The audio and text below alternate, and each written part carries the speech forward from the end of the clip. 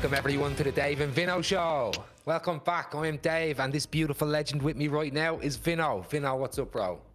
Oh, mate, fucking heaps. But I've just noticed when we jumped in, man, we're fucking reffing the same attire. We did not check with each other. Polo shit. I love it. No, don't change it. The Fireside Farm, the hats with the daddy wiggles. We're doing good. Daddy wiggles. The daddy wiggles. So fucking good. Man, heaps. Yeah, so it's been another big week cruising along, but I believe you've got something special for us tonight. We do, and I've got something special for everybody now, folks. Today we have a special guest returning back to the channel to chat about one of the greatest MMA fighters of all time, Jon Jones, and the fallout from his latest fight at UFC 285. Now everybody, give a warm welcome. This guy we haven't had on. Hang on, this guy we had on episode 2, man. We had. Is this the second episode? It was the Conor McGregor, the second episode. 2 or 3, episode 2 or 3. So it's been a while since he's been on. So sorry to interrupt, but yeah. Oh yeah. Everybody, the one and only Smoke.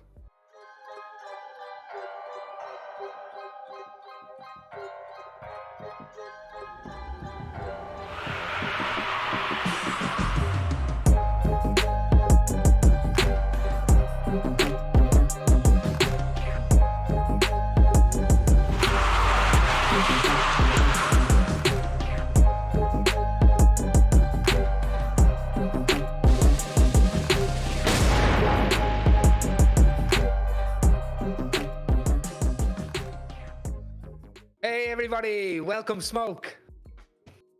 Hey Sam, how are we? The fucking basilisk of Singleton. The fucking tainted dick. I've just got a question for you, Smoke. Oh, here we go. When it comes to fucking back injuries, how bad is yours due to dragging that fucking oversized mongrel around? No comment.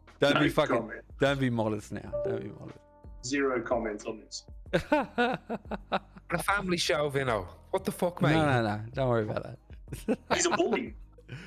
He is a fucking bully, okay? He's an alcoholic and a bully, and things don't change.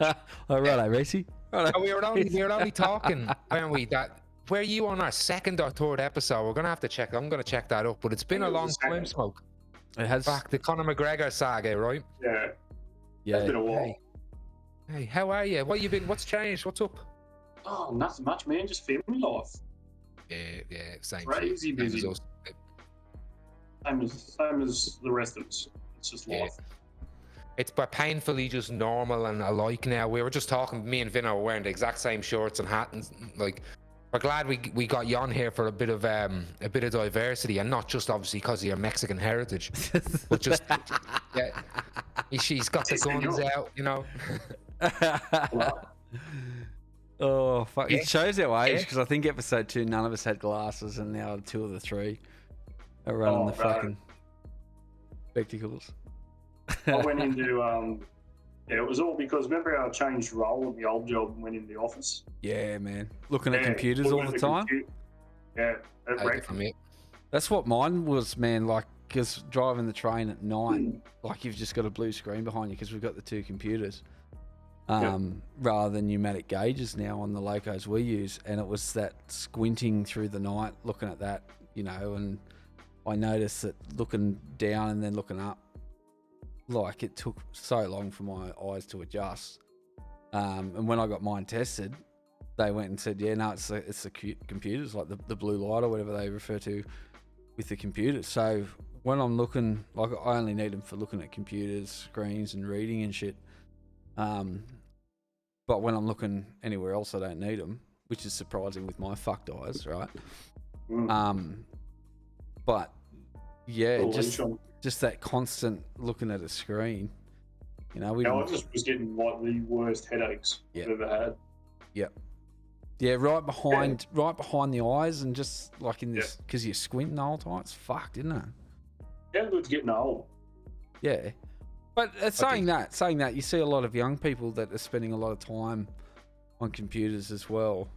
And I'm not just trying to be like a boomer with it, but I don't know whether we've just gotten better with technology or whether it is, you know, it is damaging to the eyes, just that constant looking at things. Maybe an expert can fucking tell us a bit more. I don't know, but They used to yeah. tell us when we were kids, even though, like, You'd get square eyes. TVs would be around, yeah, like, get away from the front of the screen, it'll ruin your eyes. Yeah. And now it's like we got small screens, but they're right up in our face every fucking moment of the day. So You might be Yeah. right, but yeah, I mean, it might just be the fucking age coming out in it, but yeah, there you go. Going age.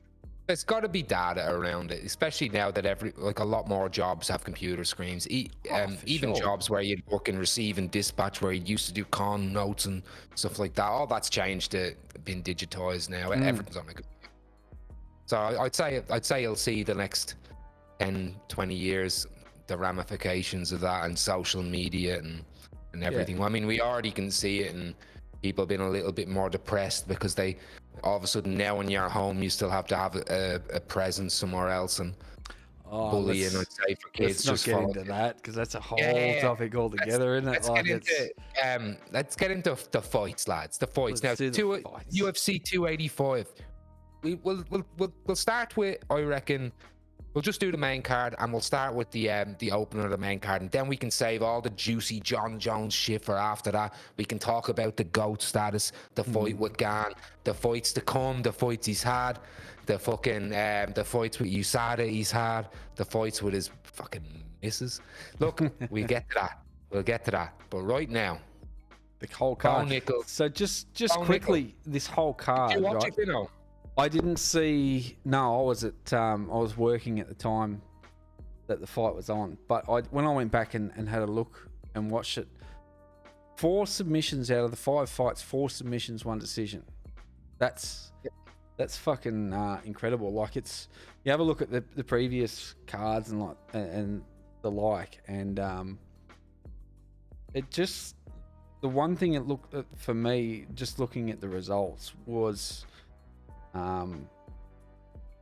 just how crucial and important jiu-jitsu and wrestling has become in this arena, you know, because even the Jones fights, I went back and watched that whole fight, and Jones, as we know, and I won't get too far into it, but remarkable fighter,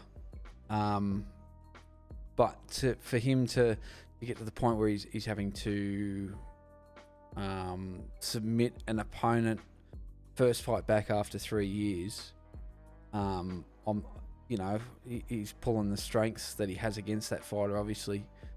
But it was, more to the point, it was very interesting to see 4 submissions out of the 5, with no knockouts, no TKOs, anything like that. It was 1 decision, 4 submissions. So, well, I think grappling has always kind of dictated the winners in MMA, really. I mean, you look at the start of really the UFC was Royce Gracie and his invitation to all the boxers, kickboxers. It was like Mortal Kombat, like, oh, you motherfuckers from all around the world, let's see what you can take on my jiu-jitsu.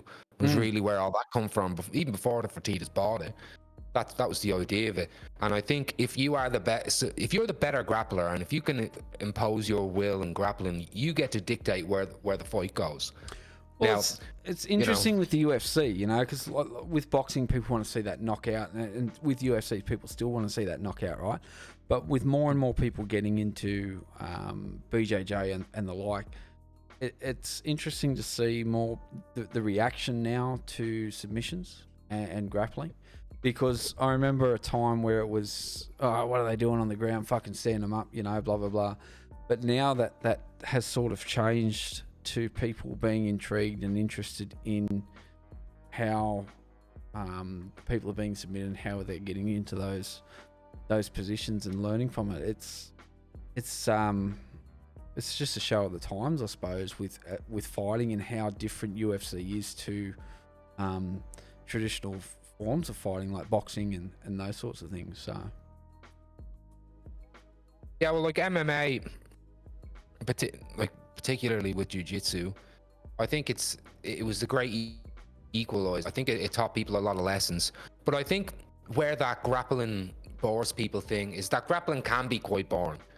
Like, so that, you know, when you have like NCAA champion versus a jiu-jitsu person, they can get locked in side control, in mount, and like, and I think that's where that comes from. But you can have exciting jiu-jitsu fights and and creative jiu-jitsu fighters, and that changes people's minds, I think. But when they first getting into it and they come in and they see someone like, you know, like a Dagestani fighter getting in there, and you know, who they can also push a pace that's quite exciting too. Yeah. But I think for some Well, some people, yeah, they're coming for different combat sports. They want that exciting, full, like, you know. Well, I mean, you look at explosive kind of fight.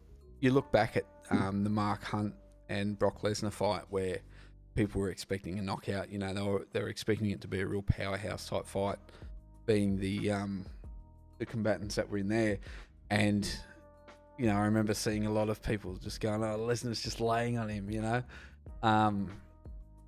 So yeah, I get what you're saying there, where it can be boring, but I mean, the other side of it is if you know what you're looking at and can appreciate what's happening on the ground, it's different.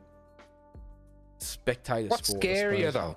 It's got to be like, to me, it's much more. I'd rather like have a fight standing up with some fella and we're having hands.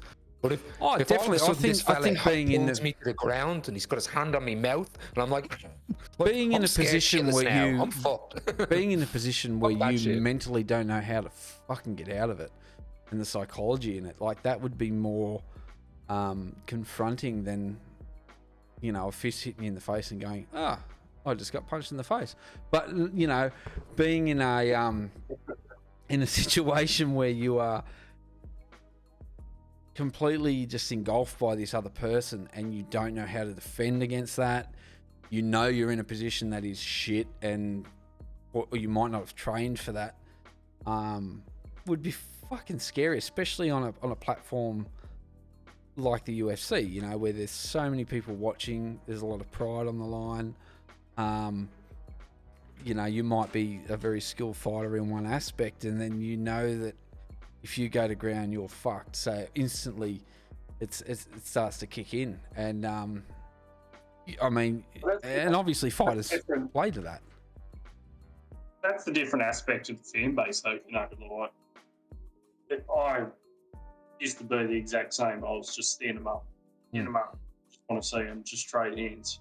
But like now, games developing at a rate people aren't equipped to deal with, I guess. So they're still looking at it like it's like a bloodbath, cage fight. That's all it is. They go in there, one person comes out, that's it. But there is certain aspects of the ground game that I get frustrated with, and it's especially, I'll use Islam and Volk, for example. Islam, his wrestling, well, the Dagestani wrestling is just next level. No one can deny that. But you can't sit there and honestly say that he won those rounds just by laying on Volk and doing no damage. He was just holding that position so Volk didn't advance and put punish on him. Because that's exactly what he's done in the fights. Yeah. It becomes a BJJ tournament, doesn't it? Essentially, because it becomes more I wouldn't about. even say that though. Well, it becomes. I wouldn't even say it's a BJJ tournament because they're not advancing. You can't. Yeah, they don't. In a Yeah, BJJ but it's that dominant. tournament, It's that they will dominant score position. that, yeah, it's scoring off that dominant yeah. position. Yeah, but it's like they've got to remember UFC is not a BJJ tournament. That's right. That's what I mean. It's Yeah. not a stand-up tournament. It's a mixed martial arts. The elite. It's the best of the best, and they've got to turn around and change the way they judge it, score it, ref it. What's the Right, refs do, Roy? Yep. Well, because the refs, if they don't see any activity and they see a stalling moment, like a stalemate or no advancing in the action, they can stand it up. And I don't think enough refs do that. And I think it is because, particularly in the sport of MMA, it does kind of, the wrestling and the jiu-jitsu they have a big say in the sport. And you know, you can wear someone down and hang on their back for 5 minutes to the point that they're so tired that then you lock in the choke. So their argument, but at the same time, if you're a good enough striker, you can evade the whole fight. You know what I mean? But then your opponent in striking, it's kind of solved because your opponent will then points for octagon control because you're evading, he's moving, he's holding the center. Whereas in grappling, you do kind of just get rewarded, and they just assume they'll give you the 10-9 round if you took someone down and you were on them for 3 minutes. And then for the 2 minutes you were standing and the other guy got the better of you and is actually landing significant strikes, they probably will still give you with time control and the takedown. Well, like it's like they don't score strikes as strong as they should in MMA. And that's what I actually. mean by it becoming a like a BJJ tournament. Like it moves away from the UFC and it becomes more about positioning and domination on the ground, which I agree 100% with what Smoke was saying and what you were saying, Dave, where it's a different competition. It should be refereed differently because it's not just about the ground control. It's not just about wrestling and laying on someone for 5 minutes. It should be about, all right, you're on the ground, you're not doing anything. You're just trying to what if they're maintain that landing position. Strikes? Look, And that's what separates it from a different. BJJ tournament, because Islam Makhachev can be inside control. And if he lands one strike, like, so every now and then he hits you in the stomach and then he comes over the top and maybe he hits your glove or your head or whatever and he gets it. Yeah, but how many times every 10 seconds does he have to do that to be legitimately kept there? I think if you're just doing that to stop it from being stopped, I see that as no different to clinching in boxing, right? Where it's just done to... It's just a stalemate. Yeah, it is. Yeah, it becomes irrelevant in the sense that if you're spending a whole minute on the ground and then once in that whole minute you're just throwing a shit punch just to reset a counter or somewhat of a counter, I just don't think that warrants that continuation. I agree, but what do you do? When they're standing, sometimes it can be just as boring. Oh, absolutely. But they, and that's where they get they in. don't put them on the ground then. You know what I mean? The ref doesn't go like, come on, lads. Maybe they should. Maybe they should. That could be a thing. It's like, all right, guys. Sock wrestling. In here. Yeah, lay down. Yeah. Both of you put this sock on. Who gets the dominant position then? Down. Get the fuck down. Take them down now or you lose. No, it could be... It's different. I mean, Pride had different rules as well that would kind of try and take away the feeling out process and then make the last round more important and longer. Like, it's hard. Right now, we've settled on some rules, and I think they're afraid to change too much because when your sport's young, until it's developed and it's and which for MMA for a long time, depending on what jurisdiction you went to and state you went to, they were different rules. Yeah. And then different countries and then athletic commissions. And so right now, I think they're afraid to change stuff and improve stuff too much because, again, it gets away from, this is a sport people are, training for. But I get it. I do think the refs could have a bit more deference and they could go in there and maybe bring in rules like, if you're not landing a significant strike, or if you're not trying to advance to or trying to lock in a sub, or trying to get into full mount or anything like that, maybe they should stand you up. Yeah, but yeah, it's a big debate because it's starting to, like, I can't speak for every MMA fan, but you do see it a lot, and it's starting to kill the fan base. Yeah. They need to go away from the 10-9 scoring system. Yeah, well, that's a problem that's happened in boxing a lot, and it actually allows boxing to be very, I don't want to say fixed, but it allows so much ambiguity in the judging. Like, you could just like, oh, I think who won that round, instead of looking at the strikes landed, like, and actually looking at the data of it, which we have now because of computers and all that kind of stuff. Instead of doing that, they will guess, oh, I'll give it to him 10-9. So then all of a sudden, this person's just awarded a full point, and then there's so much ambiguity in how to get a 10-8. Like in boxing, if you knock someone down once, you'll get a 10-8. If you knock them down again, that's a 10-7. And if you knock them down the third time, the fight's over. It's a TKO. But Conor McGregor can knock down Nate Diaz and Eddie Alvarez 3 times in a round and get a 10-8 or a 10-9. You know what I mean? Like, and it just doesn't make sense. Do you follow the Do you follow Verdict MMA? I don't know. I've been falling back to just Bellator and No, it's not UFC. a. It's not a like. Is it a different company. sport? No, it's a scoring system. So All right, what is it? How do they score it? it's live scoring round by round. Oh, you mean they release the scoring? Yep. Yeah, Okay. you go onto Instagram and they actually, it's not, doesn't base How do it they? off. How do they base who wins a round? How do they award points? So they award it off everything, not just like, I don't even know how to explain how judges score it now. Yep. So they just score it off the favourite that seems to be pushing and like entertaining the crowd more, or what's the go? But these Verdict does like ground control, octagon control, strikes landed, evasion, ground control, like everything. Actual there. data from the fight. Yeah. Yep. I'll send you through a couple of screenshots, but their scoring doesn't come, say, at the end of 3 rounds, their scoring doesn't just say 30-27. It might be 29.28 to 28.1 sort of thing. Yep. Like they actually do it off that sort of basis. Yeah, right. And I think What do you think about releasing the score every round? Do it. Because Absolutely. I think that would make athletes go, what? I'm down 3 rounds. Yeah. Like I think they should be able to, like any athlete, look up at the scorecard. Like you see in footy, in whatever it is, you play differently. If you know, okay, lads, we got to win this. You might see lads. You But might then see fighters also go get all out. people back off a little bit more. I'm winning now. I can evade. So Yeah. does that? But I'm pretty sure they use that system in ONE FC. In boxing they do. They release in some boxing, they will release halfway through the fight the scorecards, and then they'll keep going. I think every couple of rounds. But here, I'm all for that because I do think that but it also it keeps the judges accountable, because you'd be like, look at this guy scoring it, like, you know, you can, and then with the crowd sees the score and they're like, hold on, It'll what's keep this the fucking judge judges doing? accountable, but it'll also. How many fights do you watch that go to decision? And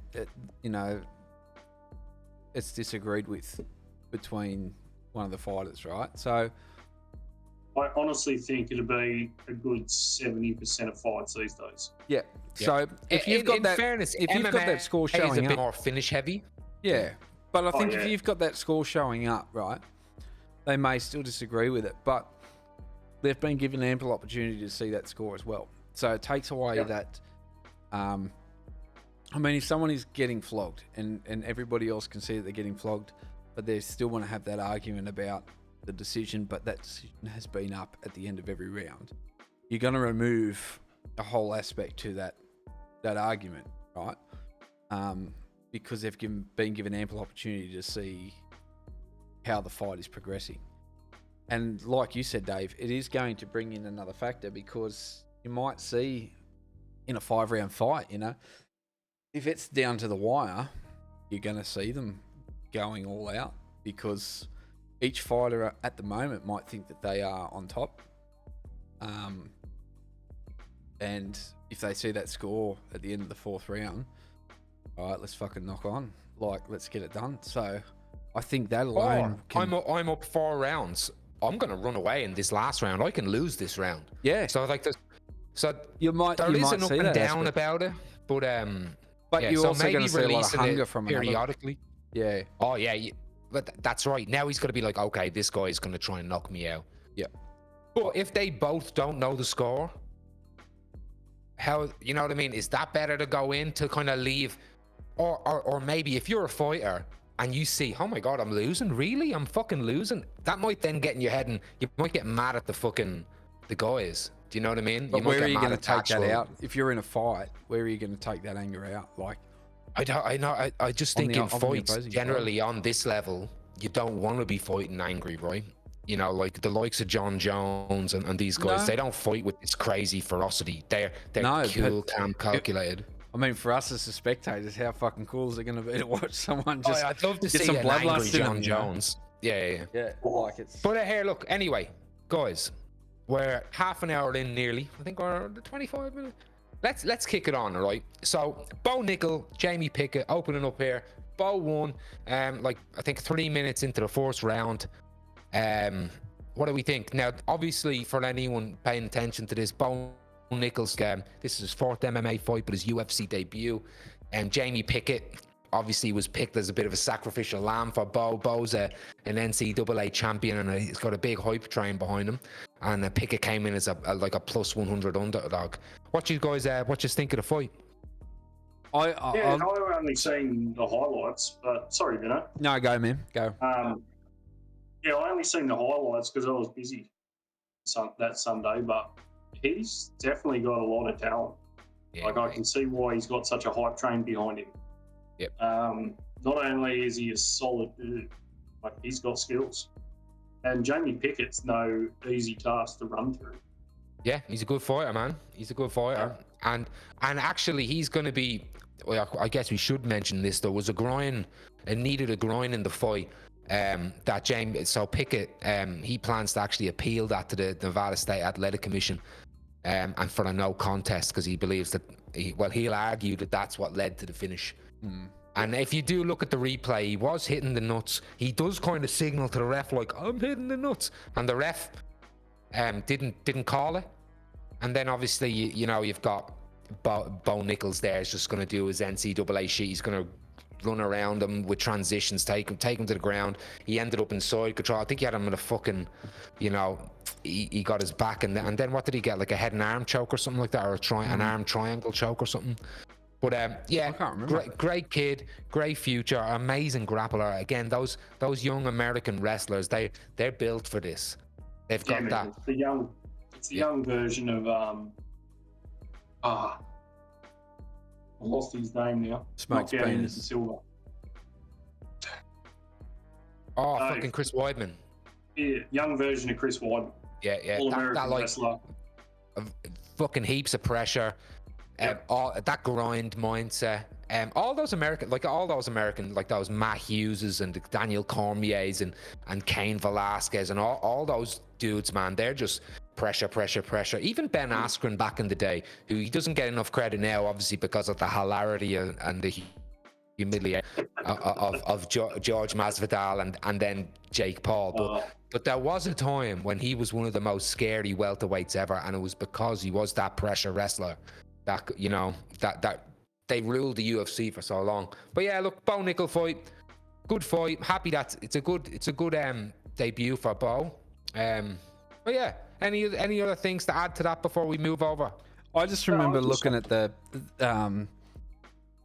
Bo Nichols walking and thinking, this dude has got about fucking 4 brain cells. Like, he just looked so calm and almost not there, just very vacant walking in.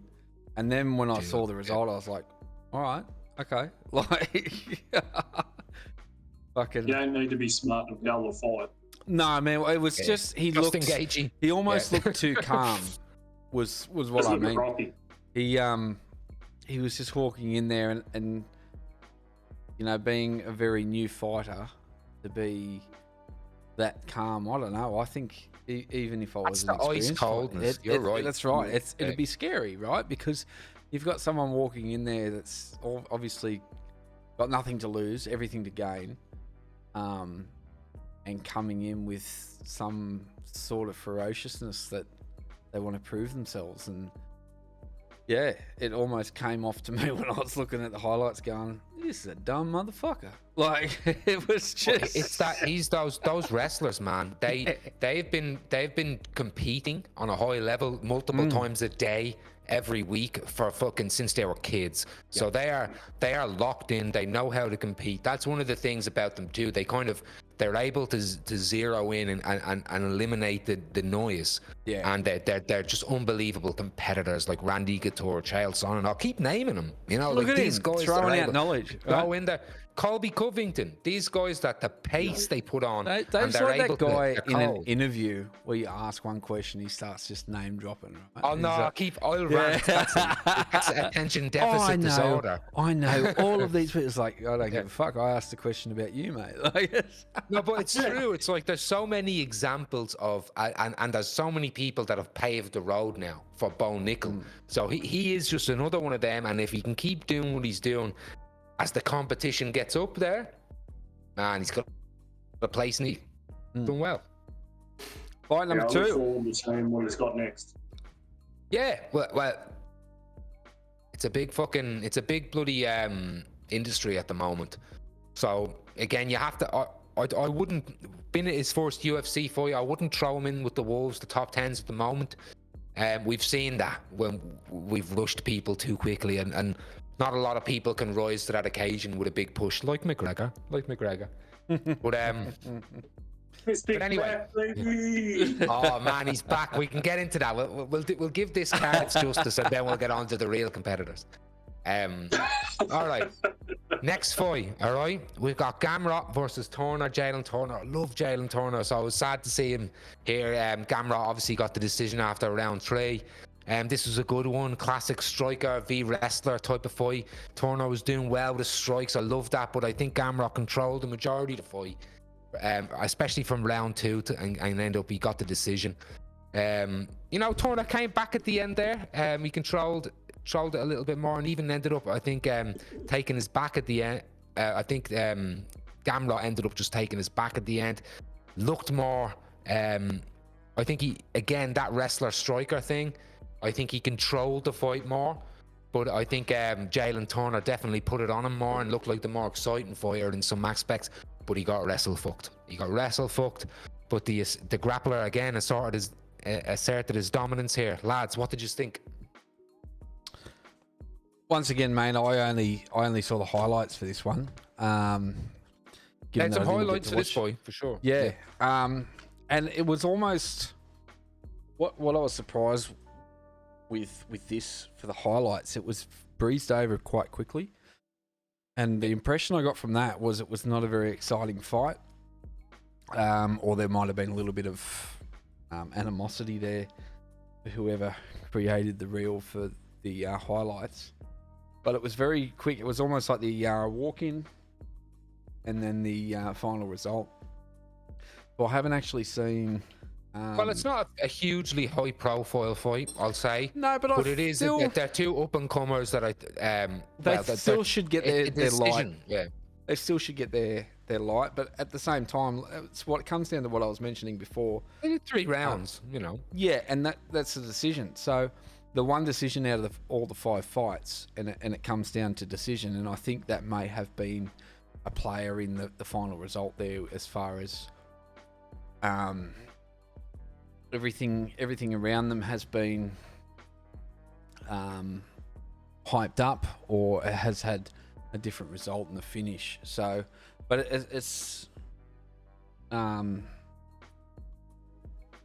it's interesting to see that one decision out of 5, and the media around it is very similar to what Dana White has said the whole time, with don't let it go to a decision. And that's not just for the decision side of things, taking it out of the judge's hands, but it all comes down to how that fight is portrayed and how it's received by people in the media. So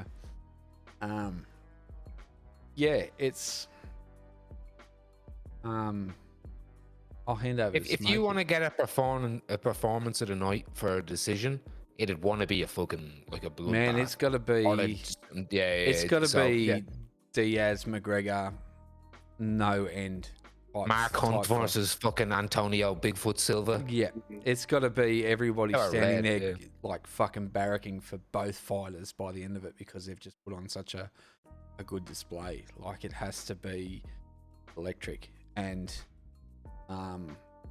if you're just going in there grassroots trying to win a match, and it hasn't got the support behind it, and it's just going to be overlooked. And I suppose, and this will come down to some of the points I want to make with the Jones saga later on. I will come back to this fight and what I'm saying here, because it's very much how I think about the Jones situation and him being able to come back after 3 years to jump into a title fight. So, but I won't delve too much into it. That's why I'll pass over to Smoke so I don't say too much. We got time, baby. No, I can't comment too much on this one, boys. I didn't really see any of the highlights. I was working, so. He's had a week. He's had a week to prepare. Yeah. I was keen to see it. Like Dave said, it's the typical wrestler versus striker. They're both good at their own aspects. I think they've both got a lot going for them. G.O.A.T, he's definitely going to be an issue for the division moving forward. He's got that wrestling pressure. I was not surprised with the result. I knew it would either go one or two ways. I think, either one by decision. I thought, G.O.A.T was just going to out wrestle him. Turner was just going to out.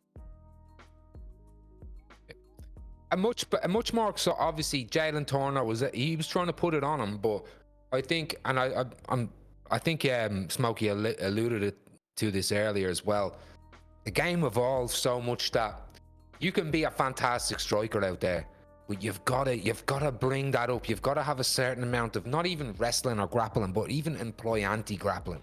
Like that was why Chuck Liddell, who was someone who was a fantastic wrestler growing up, but how he was able to make his strike and stand out was his anti-wrestling. Like he was, and Jon Jones in particular as well, and all those guys from Greg Jackson's camp were very good at creating space. Holly Holm, that's how she unlocked Ronda Rousey. But if you're going to come in here very one-dimensional fighter, you had better be a one-dimensional fighter who's a grappler. Because at least when you're a grappler, one-dimensional fighter, you can lock an opponent in somewhere. Well, you're gonna have that, and that takedown defense at least. Like you're saying, you've got to have some sort of anti-grapple type. You've got to be able to stop a takedown, get up off your feet if you're on your back or on the ground, and get out of a sticky situation. Because if you can't do one, if not all of those three things, you are fucked. Because try not to get back into it again, but the Jones fight, right? So a dude who can do all of it, right? If you're a striker, he's going to take you to ground. If you're a grappler, he's going to either try and out grapple you, or he's going to stand you up. So if you are a predominant striker, then if you're going up against a wrestler, you need to spend more time in camp learning to defend against that wrestling, because like you said, Dave, it's it's the end of the line. If you've got someone who is prepared for your style of fighting, you are going to fucking can't defend against their predominant style. Like it just makes sense. But I won't get into it yet. But that's one of the reasons, in my opinion, why Jon Jones is such a good fighter. He's good everywhere. Yeah, I'm going to stop there, because if I keep going, then we're just going to skip from fight number 2 straight to 5. So we'll just go to we're nearly there. We're nearly there. Well, before because there's the Jones fight, and there's obviously Shevchenko, Grasso that were the two kind of biggies, but the kind of the diamond in the rough here was the fight right before Shevchenko and Grasso. I had a great time watching this fight, and that was Jeff Neal versus Shavkat Rakhmonov. Man, I'm glad you can say his name. I just said it. I don't know if it's right. But I'll say your name, and it might not be right, but I gave it a shot. Shavkat Rachmanov. You're right, Shavkat Rachmanov. You're talking about my Oi, missus? mate, I'm going to tell you Goff Neil. about Shavkat Rachmanov, right? I seen him at the Chef. fucking pub the last week. El Shavkat. I mean, Yeah, look. he is a freak. 17-0, 17 finishes. Yeah. But Jeff Neal put it on him. Jeff Neal man. fucking made him fight. Obviously, look, the elbows, the kicks, the fucking wrestling from Rachmanov. He's a much better fighter, and he was the better fighter the whole way through, and he is going to be great. But Jeff Neal fucking got in there and gave him some fucking shit. You know what I mean? And showed him, and he hit him. I think he even fucking dropped him in that last round. So, obviously, I still give the fight to Rachmanov, but I'm all power to Jeff Neal. He came in here. He was put in there to lose. He was put in there to lose. Oh, stitch up. Oh man, but he put it on him. Sad again. He still, in the end, got submitted with less than a minute left in the last round. Jeff Neal, and I think he still would have lost the fight on points. But fuck, he put on a great performance. He showed some heart. It was a great fight. They're knocking lumps out of each other. You know, just some stats on that, like what you were saying about you think you'd lose on points. So round 3, 4 minute 17 submission. So Jeff Neal, 69 to 145 total strikes to Rachmanov's 120 out of 186. Significant strikes, 69 of 145 opposed to 113 of 179. So he's on the back foot and losing there, but to get to round 3 when you're put in there to lose, and you're against the the shit pile already is fucking incredible. Rachmanov's a future champion or a top fiver. He just is. David, I got one for you. It's a future fight. All right. Here we go. Predictions. Shavkat versus G.O.A.T. Hamza mauls him right now. He just does. But right now, Hamza is he's bare fucking people. He is out there grabbing people and putting them on the ground and he's a grappler that I find so exciting. He's a very different. He's whipping people around. He's grabbing them around. He's talking to people in the crowd and Dana while he has people in the air. So it's very different. I like him. He's got some, and he's not he's not a Dagestani wrestler. He's a Chechnyan. These guys are a little bit crazier. It's a little bit crazy. They're all Eastern European. He is crazy as fuck, dude. And he is. Although he's kind of. Shouldn't throw it on too much. He is someone who predominantly fights out of Sweden, and I don't think I think he's only really attached into Chechnya and the Kadyrov side of the warlord side of things because of his family and stuff. And you had better been on their side if you're gonna play around in Chechnya. But fantastic wrestler. I'd love to just see that. I think that'd be a great Rachmanov versus Chimaev. Jesus, I'd love Chimaev versus Makhachev. I think that'd be a fun fight too. Makhachev, gotta go up though. I think Chimaev's too big. Yeah, they'd have to meet at welterweight, Roy. They'd have to meet at welterweight. Even if they went catchweight, I just think he's too big of a human. Yeah, he's a huge man.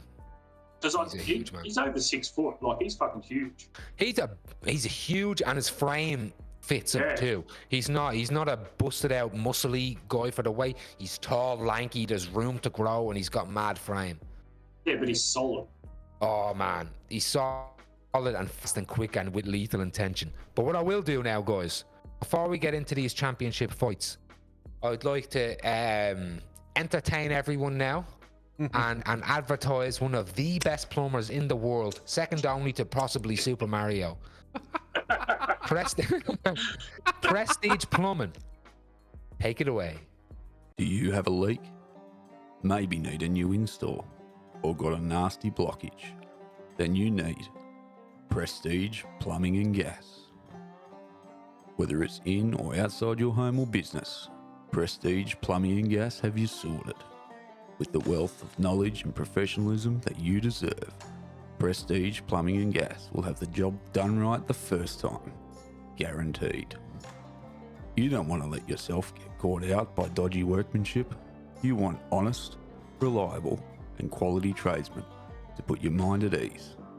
So make Prestige Plumbing and Gas your first choice. Operating in the Hunter region, Prestige Plumbing and Gas are the right choice for your home or business. Call Sean on 0401 726 336 and make the right choice. Prestige Plumbing and Gas. Welcome back to the Dave and Vinno show. That was an ad from PPG, the best fucking plumber on planet Earth. However, only services the Hunter Valley and surrounding regions. Guys, you can attest to this Mate, man. Smokey, he's helping you guys out down there, right? Yeah, man. He's Oh, up there. Yeah. actually done some work around our new house, just doing drainage out the back. Quick, easy, made everything simple. And he's doing, the missus is solid and doing all the plumbing at the new shop. Man, looking good. He's brilliant. So I got him coming up. We've got to get water down to the pool yard in the new house. We've got to hit it like a tap up the top here, and if I leave it on, there's a massive leak, and we don't like. I got no fucking idea where it's coming from, Your dad wouldn't like that. mate. Whoa. I'm like Yeah. no talking terms with Rowan, right? I've actually, you remember that concrete tank that we had out at Mum and Dad's? The one that it broke his heart, but he had to break it down, man, because it was leaking too much. So you laugh now, man, but there's been some heartache with it, right? He's still not talking to his family. he hasn't talked to anyone for a month. But He's Don't basically leave your lost classy his ass family anymore. he's got PTSD. That was his only son. Everything else was just a mistake. But yeah, got the big boy, got Only Ixie, Bruce. aka the Sauce Boss, coming to do a big job for us, man. And he just, as soon as I explained what was going on, he was like, "Yep, this is what we're gonna do." So he just a legend, and everything I've heard around town from him for any of the work that he does is just fucking spot on. Like, he loves it. He just loves sucking shit out of toilets. So he's Again, maybe only bested by Super Mario. yeah. But I All think the that's way- just Oh man, Luigi, you fucking simp. You a bitch. Nah, I'm not joking. Luigi's alright. He's a lanky man. He's good. But but he ain't prestige. And that's what you get when you go to PPG. It's the place to be. Okay? Check him out. Make the right choice. Make the right Oh, choice. Choose stop. Prestige Plumbing and Gas. Prestige Plumbing and Gas. You choose another, you risk your ass. The best part about Yeah. making that ad, right, was not even 10 minutes after finishing doing all of that up, when Percy fucking asked for Hicksy's business name, and I was able just to throw that ad up. And nothing man. else. And Percy was like, righto, onto it. Like, it was just Because fucking brilliant. I made the to it, and I said to Vinno, "Oh, do you think you could do like a voiceover or something?" And I know, like, I not like my expectations were not for that. And then when that came out, it was like, oh, this is like a mix between Barry White and Russell Coit. Barry Coit. Very man. coit. Anyway, back into the fucking UFC. Russell cunts. White. It was something off a 90s VB commercial. Dude, it was good. I And wanted no. to do it. I wanted to see Hicksy drink Remember a that- cold kind of fucking VB. Remember those warnings you used to get on the VHS about fucking piracy? Would you steal a helicopter? Yeah. Yes, I would. Yeah. That was what came to mind No, when I but was. if I could make one in my room for all my friends, I probably would. You know? That's what it reminded me of. Though Yeah. was the old VHS fucking piracy warning video. Oh man, it reminded me of like one of those old like dries a bone, where you make sure you're rocking your dries a bone in the Cobra hat. Like it was so beautifully Australian. it was oh man, it was true blue. This yeah. guy. But anyway, Who was wasted anyway. in this app. is it me and you? Anyway, It's the prestige. is it prestige in The loot. Prestige plumbing gas. on the loo? Fix your loo. Is it brownie goo? Anyway, Oh, everybody. My PPG. insides too. We move from PPG to the UFC, everybody. And this is our first championship fight of the night. We have the unstoppable, apparently. Valentina Shevchenko versus Alexa Grasso. Maybe the biggest, one of the top 5 biggest upsets in UFC history, with Grasso with the submission at the end of round 4. Lads, what do we think? Mexican pride worldwide, baby. Well, He's Grasso. been waiting. He's been waiting the whole episode to say that. Man, I hasn't he? love Shevchenko. I love Shevchenko, but I did actually think that. Did you watch the last fight she had with Talia Santos? I think Shevchenko actually lost that fight. So and she has been so fucking dominant, except for obviously like she lost to like Amanda Nunes, who is the female GO. For fuck's, there's no shame in losing to Amanda Nunes. And she's actually fucking got her close in a couple of those Talk fights. about my wife like that. Oh, right. But look, I think Grasso's. I'd love to see Shevchenko come back, but I think she's been on the downward Trend. part of her career, which is what happens. You know, all fighters, especially Shevchenko's broken some records, particularly for that division. She's so all power to her, but I can't see her coming back and winning. I think Grasso took her in the striking, took her in the grappling too, and yeah, unbelievable guys. What you think? Same thing, man. I think you're right in what you're saying. She got caught up in that downward slope. Like, you can only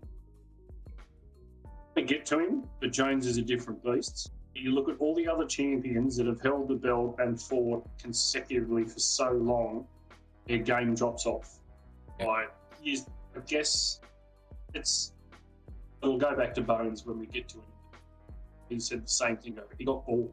That's always the goal. Drive. Yeah. Yeah. But You I don't know if can't stay on they the top lose of the your drive. game. I mean, it's a eye contact sport, right? With such a strain on your body. You look at football players or anybody in this category. You've got a very limited time that you are on the top of your game. It's just a fucking cat walking past. Just pussy. Just a bit of pussy. Yo, man, Vinno's basement is full of pussy. Yeah. He be just talking to the boys, and in the background, a little bit of pussy. A little bit of ginger pussy. No, Rang Mr. out. Cat. The cat. Hello, Monsieur Cat. He's a fucking chiller, man. He's just trying to get out the cat door. But Cat door. he you can't stay on the top of your game all the time, and especially with how quickly the women's division is moving, right?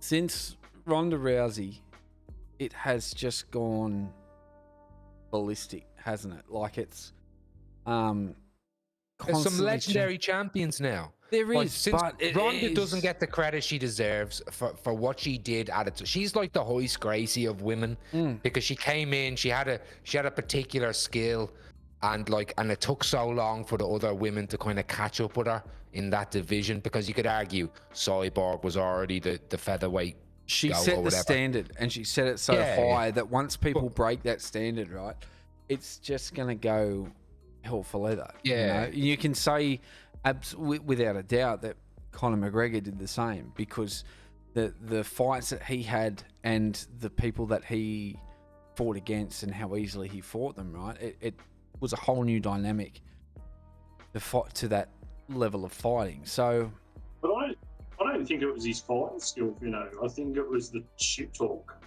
People hadn't seen He him made it featherweight fights. He was a prize fighter. You're absolutely right.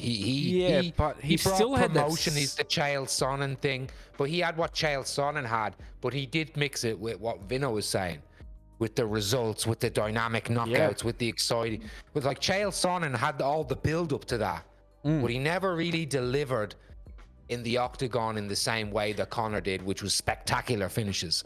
But And if this is the thing. You move that. Bar. Undefeated, undisputed, bad boy. You move that bar though, and oh, you raise that bar, Yeah. and then everybody has to strive for that level. And but Shevchenko's on that level, she'll always will have that run, and it's the same like Joanna Jędrzejczyk. She's another one of those that she's one of the best ever for her division. You could argue Rose now as well is into that category. Nunes, Cyborg, but Shevchenko was there, and it was like watching Jędrzejczyk lose. It was like watching Nunes lose. It was like, oh my god, Nunes lost. This is the next chapter, the baton. But then Nunes comes back and fucking smashes Pena again. This is the GOAT now. I think you have to hand that over to Nunes. But Shevchenko, Grasso, do you think she comes back? Do you think she gets the immediate rematch and wins? Or do you think she sails off? This is the point that I was alluding to. I think she has one fight to come back because of the dynamics of that, of the women's division in general. Yep. I think she has one fight. If she doesn't do it in one fight, then yes, she falls off. I think if she comes back and bounces back and has a win, then yes, you have a return from her. But it's just, you know, it's constantly changing, and yeah, I'm going to stick with that. I'm going to for stick a long time. You yeah, know? but I'm going to stick with that. That she, you know, she's going to be hungry. I think she's definitely. If she wins the next fight, then yes, there will be a return. I don't know how long that will be for, but I think that yes, she has the potential to, absolutely. But losing the next fight, and that'll be it. Yeah. It's hard to then put her into that category. Now, before we move to Jones and Gane, can we just recognize, I should say, something in MMA that's quite cool that you don't get in a lot of other sports? And it's the fact that, yeah, we do like the women's fights.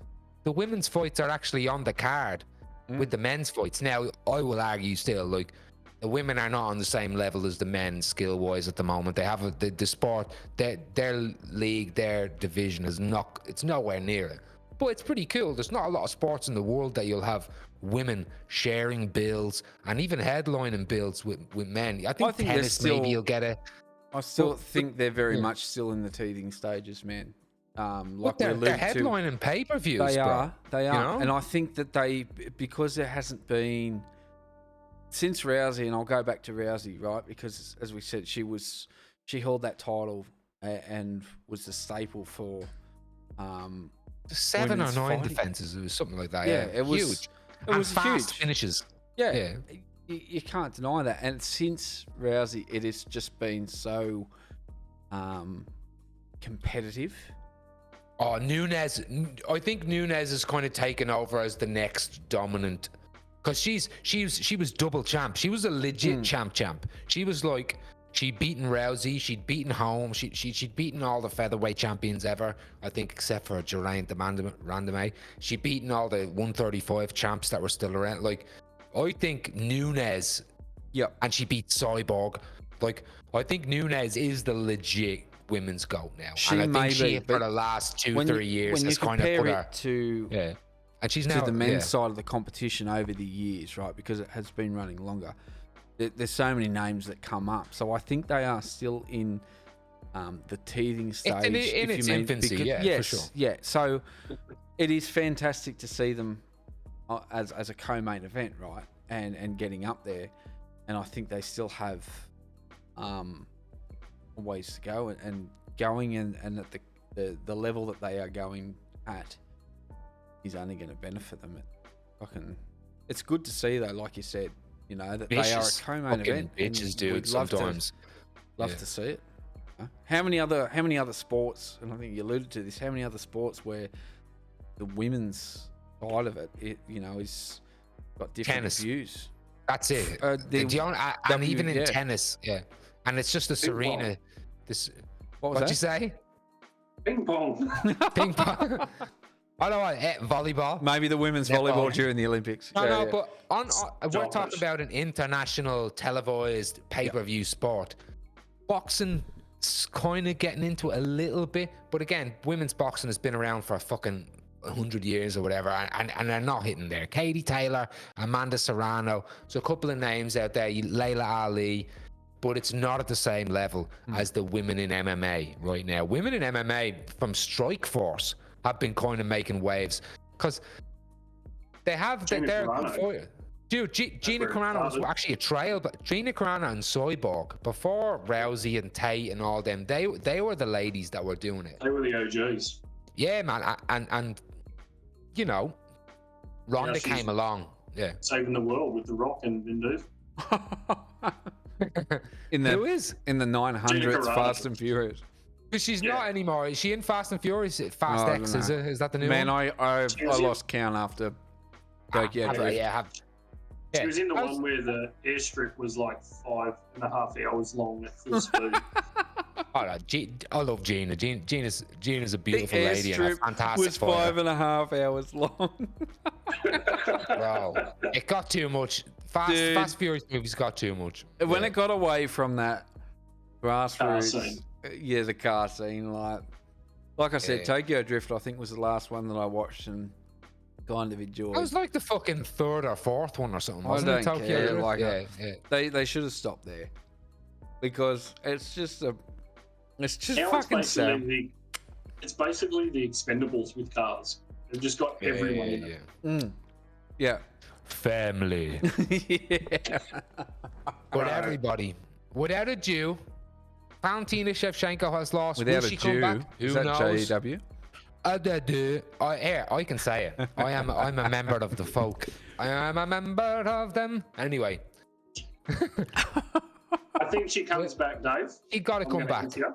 I think she comes back and wins. You think Shevchenko gets the dub again? Has a couple more in her run, yeah? Yeah, she's an athlete. She loves fight. Yeah, she is, and but you know what? She's a character outside it, right? She's a lovely dancer. She stuck up for the ring girls with the whole Habib thing. Remember, Habib was like, "Let's get rid of the ring girls," and she was like, "These are part of the sport. I love sexy girls walking around." So Shevchenko's someone who is obviously, she's got a gun tattoo on her. She's the bullet. She'll fuck you up. She'll tear your face off.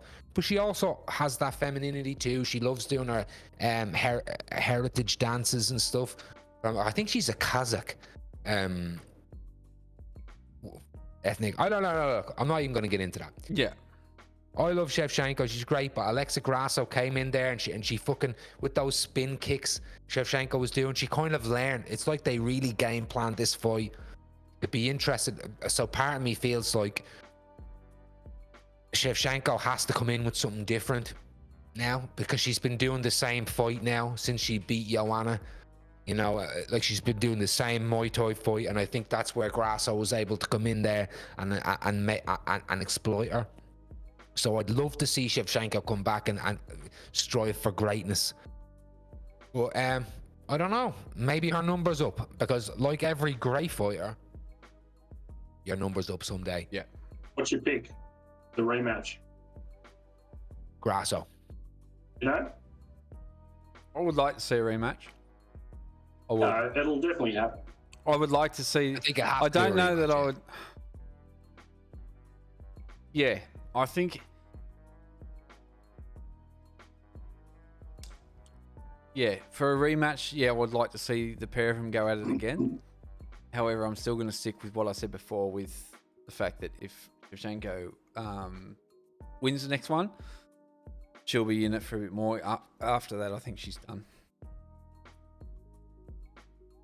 Big bucket to win if she's done though, right? Even if she loses the rematch, it's like, absolutely. okay, she went out on her shield. She's in the flyweight division. She's one of the best fighters ever, probably the best flyweight ever. You know, Grasso's got a lot of title defenses to catch up with her. She's beaten Yen Jacek. She came up short for Nunes, who are the two goats on either side of her. No, big bucket to win.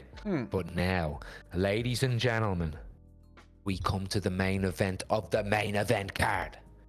We have Cyril Gane, who came up a little bit short with Francis Ngannou, but has been teetering on the top of the heavyweight division. A strong striker, a Frenchman, a bald man, and a man that is at the top. And how could he not beat this man that has not been even in the division at all? How could he not beat this man that hasn't fucking laid a hand on a dude in 3 years? However, any other man, that would be true. But this man was Jon Jones. And I had my doubts. I will say I made some comments in our group chat within the week before the fight. I was worried about ring rust. I was worried that could Jon Jones come back after 3 years with an extra 50 pounds on him? Could he do it? And I did say, if he comes without ring rust, he's the greatest of all time. But I doubted him. I will say that. Boys, Jones versus Gane. Give us your thoughts.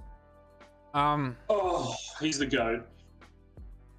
When it comes to fighters, man, and we alluded to this earlier, he's unbeatable, right? The only way you're going to beat him is in his bed while he sleeps, because Or by calling the cops.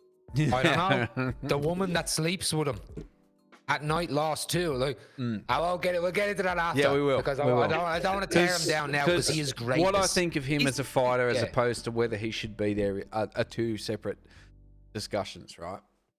Oh, okay. Yeah. We'll get into that. Yeah, we will. As far as, I mean, having 3 years off, out of the ring, coming back and beating the number one contender.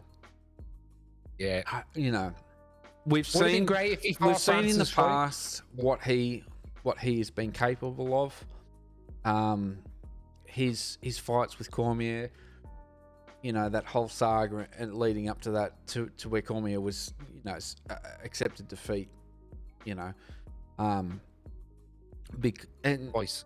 yeah, but you know, it was that last one where he went, you know, there's not a rivalry, because to be a rivalry, you have to be. It needs to be back and forth. That's right. So although that last was fight was a huge. no contest. That last fight got but overturned because of Jones. regardless, still though, knocked him it out. was still that acknowledgement that,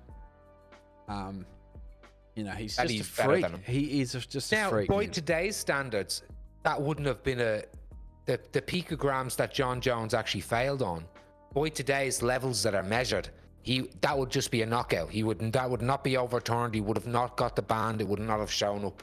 So there's a lot of issues there. Now, to stick with I'll get into all that other stuff later, because I want to hit the PEDs. Is he the GOAT? Can he qualify? He comes back after 3 years. There's no other sport on earth where you can leave professionally competing for 3 years and still expect to be able to be competitive straight away. I think Jon Jones is the best combat athlete ever. I don't think you could find me a heavyweight boxer that, if they were just put in a ring or if they were just put in front of each other in a street fight, could beat him. I don't think you could find an MMA fighter that could ever do it. You look at all the I think boxers at the moment, the retired boxers. They're He'll take going him in down. He'll take him down. No, but Yeah. even the boxers at the moment are going in to fight, you know, celebrity matches and money making matches. You know, so they're winning. They're not even in comparison to this, where he has been out of the ring and then come in for a title fight after 3 years with a guy who has just destroyed competition. I mean, you look at his fight with Bam Bam, you know, where one of the biggest hyped strikers and knockout artists in the league, right? He talking about Cyril Gane. Yes. Yeah. Yeah. That's what I'm saying. Jon Jones' competitor, number one contender. He'd only And lost to Francis. That's At right. that level, He's come yeah. back after 3 years and beat this guy who has just been, you know, quite dominant in the competition. So you can't deny that Jones is the greatest of all time. Questionable in some aspects. Questionable. What There's are we fucking fucking? Snapchats going off. What- Sorry. Snap.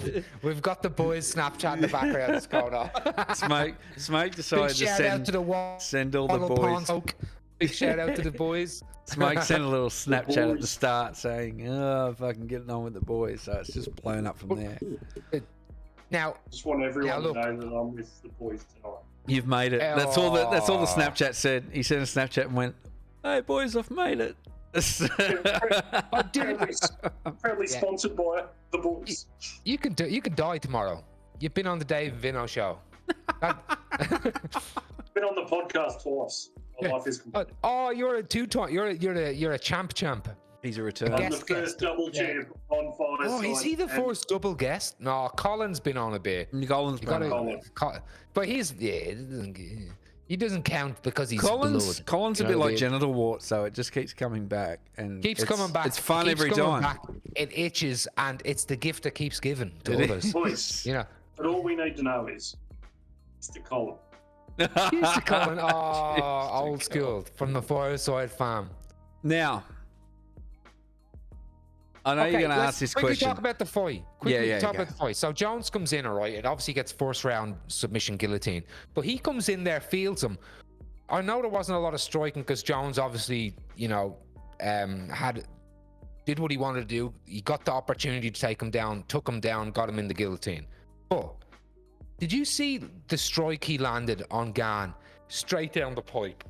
He was moving beautifully. He said at the after in the post press conference that he was a bit awkward in his striking and all. But he came in there, he controlled it, and he actually had Gan on the back foot. He landed it right down the pipe, fucking jab straight to Gan. You know that long limbed fucking 85-inch reach advantage or 86, whatever the fucking crazy shit he's got. And I think Dominant. I was really Essentially, impressed. he's So impressed. dominant. Yeah, And as he soon took as a he massive found the kick to route, nuts. he took him out. He took him out. And that's Look, right. it's- Well, he talked about that kick to the nuts. The immediate. He said it actually didn't hurt too bad. But Jon Jones, he's that champion level. He's thinking, okay, I want the ref to recognize this. I'm not, and he is himself the eye poke king. Like Jon Jones knows the fight game. His fight IQ is at such a level that he's like, I'm not gonna let you get away with that. I'm gonna use this as an advantage to me to point it out to the ref to not let it go undone. Smart fighter. But I forgot about that smoke. Right out the gate, Gan hits the fucking Smoke. Jon Bone Jones's little fellas. Smoke takes Oh, it was a notice of massive- every time someone's nuts get touched. It's like, excuse me, did you know nuts get hit there, man? Irrelevant of Like, everything that happened in that fight, Jon Jones had his pecker touched. Yeah, Jealousy. He fucking did it his leg, too. Yeah. If it had been you in that ring, mate, you would have done it from across one side before you even touched gloves. Fighter. Yeah, he would have fucking choked him out before the fight even started. It's Touch called gloves. a pole vault. The maneuver he uses. Launches at his Bash. opponent. The eastern long-necked anaconda. It's called the smoke choke. Yeah. But yeah, lads. Okay, so yeah, last thoughts on the fight before we talk about the Jones is he the GOAT argument. I don't know, man. Like, everyone was going on about, oh, he's been out 3 years. Can he come in and do it against Garn? I don't discredit Garn as a fighter and his skills at all. The fight, I've waved that fight off. Yeah. Stipe. It's Jones versus Stipe and Stipe. Ngannou, they're the guys, Not even right? in Ngannou, man. Like, Stipe is the Ngannou got heavyweight Stipe though. Yeah, but like Ngannou can get anyone with that hit because he's just Yeah. a freak. Well, Stipe actually outmaneuvered Ngannou in their first Yeah. fight, right? he Stipe done is well. the heavyweight GOAT in the modern era. Well, if you And the way want I see it, Yeah. like Jones is the greatest of all time when it comes to martial arts, like combat sports. If he can solidify that with a win against Stipe Miocic, then hands down, like no one. He's the double champ. Oh, he's not the same time double champ, but he's a 2-belt world champion. And he's still the defeated- lineal champion. He never lost his belt. I mean, Yeah. Cormier only became a double champ by beating, was it Anthony Johnson or Alexander Gustafsson? Like they fought for a Gustafsson. vacant belt. Yeah. No one's the Oh, lightweight right. champion when Jones is there. Can he do Speaking the of- same at heavyweight? Fuck. It's a bit off subject, but speaking of, how sad was it about Anthony Johnson? Humble. You know what? You're right to mention that. What a fucking shock, because Anthony Johnson was one of those, again, could have been champ. He was the pre-Ngannou, if you know what I mean. Like, he was one of those, if he touches you, you're going out. And I wonder how long he's been battling this.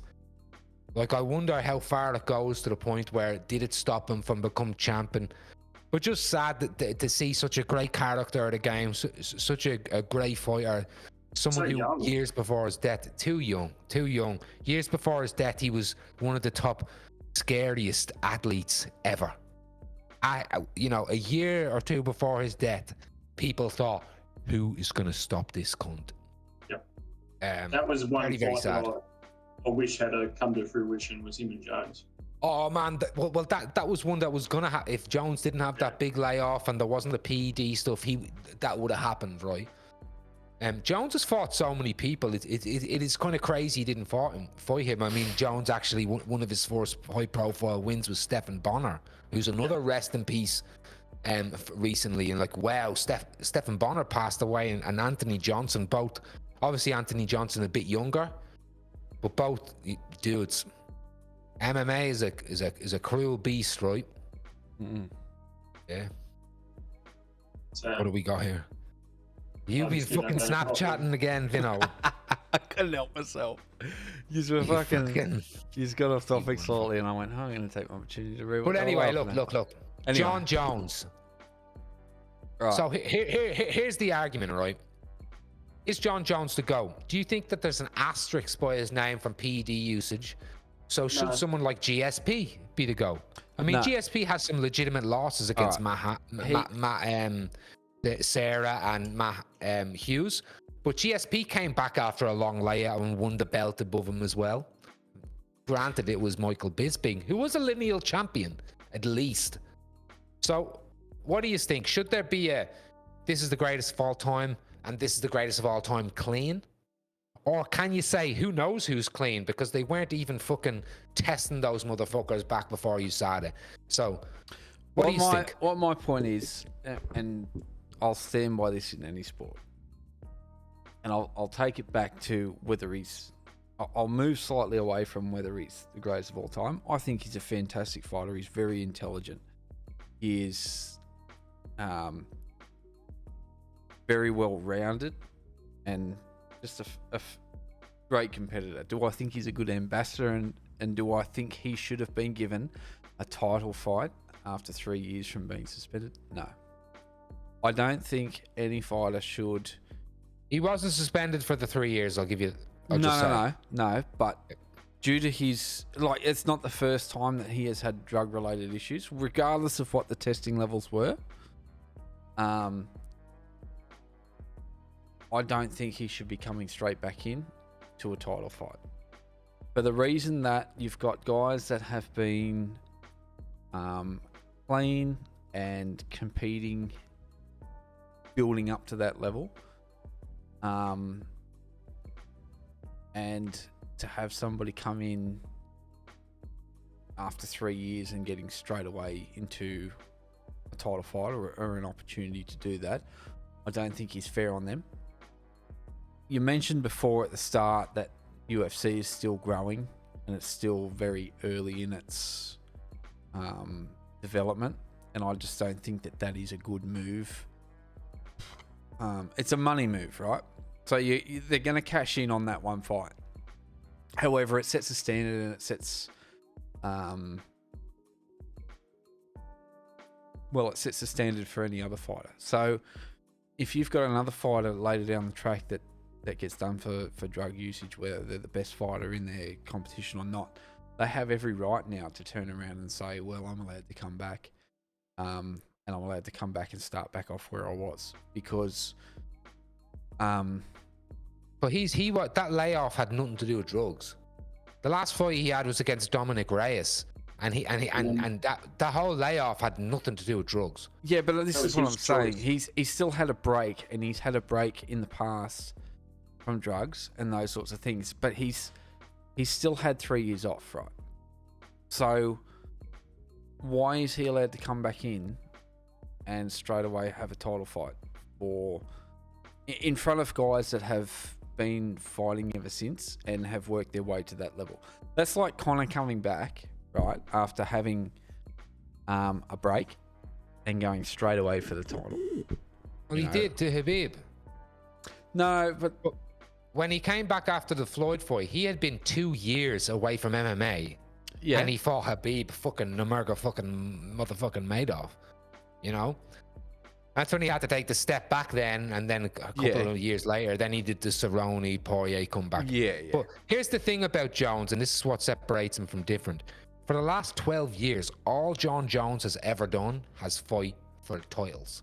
He is at 16. That was his 16th title fight in a row that he'd won. Jon Jones, and it's not only just normies in your division you're fighting. Jon Jones has fought the best of the legends of the champions. It is a different. Anyone else to come in, I would understand. I'd take your point, and I'd be exactly right. But he's different. It's the same with GSP. When these guys come back, they're undefeated. They didn't leave on. He's not banned at all from the sport. In fact, he would have came back earlier if Stipe and Francis had agreed to fights, which they didn't do. It was taking them years to do that as well. He's an undefeated, truly undefeated. I know we can talk about the Mahama loss disqualification if you want, but And was, oh man, try Chelsea. That's true. Yeah, the moral defeat against Chael Sonnen, the American gangster. But Jon Jones is the best ever. When he comes back, he's going to fight for the belt. And it's up to the champion. The champion can refuse it and take a number one contender if you want. But here's the truth. There is no heavyweight champion. That's what I mean, though. Francis Ngannou is gone. And I think he made the wrong move. I think he should have took the Jones fight before he left and took that gamble. Because right now he can't fight for Fury. He can't fight Usyk. Yesterday, I think he might even be fighting Wilder. But that's now what I mean. If boxing. there's a vacant title there, right? Who would you have fight for the vacant heavyweight title if not Jon Jones, who's been planning to move for it? You could say Stipe and Gan. I think you could say Stipe. They're the only two people. And for the purpose of being fair and reasonable across the board, right? Which and this is my logic, which is not going to make money on a grand scale. All right, but if you wanted to set an example, and you're wanting to give everybody a fair and equal chance, the guys that have been working towards that, so your number one, number two contender, should be battling it out for that title. Then yes, if you want to have Jones come in, give him one fight prior, and then if that's the way you want to go, let him go for the title.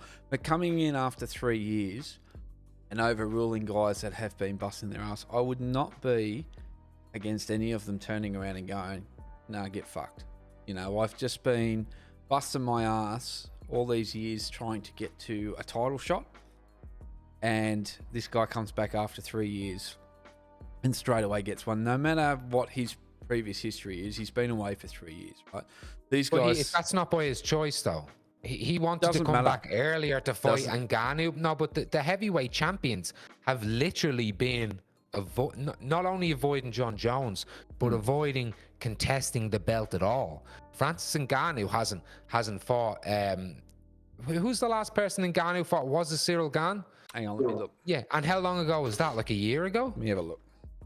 So like Jones was supposed to fight, and Stipe, one of them was gonna fight the winner of that. And then like so you have to argue about the 2 years now, and then all of a sudden it's not too bad, because it's still he was supposed to be fighting Stipe, and Stipe lost the belt. He was supposed to fight Ngannou, but Ngannou through the contract negotiation has been pushing it away. So all of a sudden there's a vacant belt now.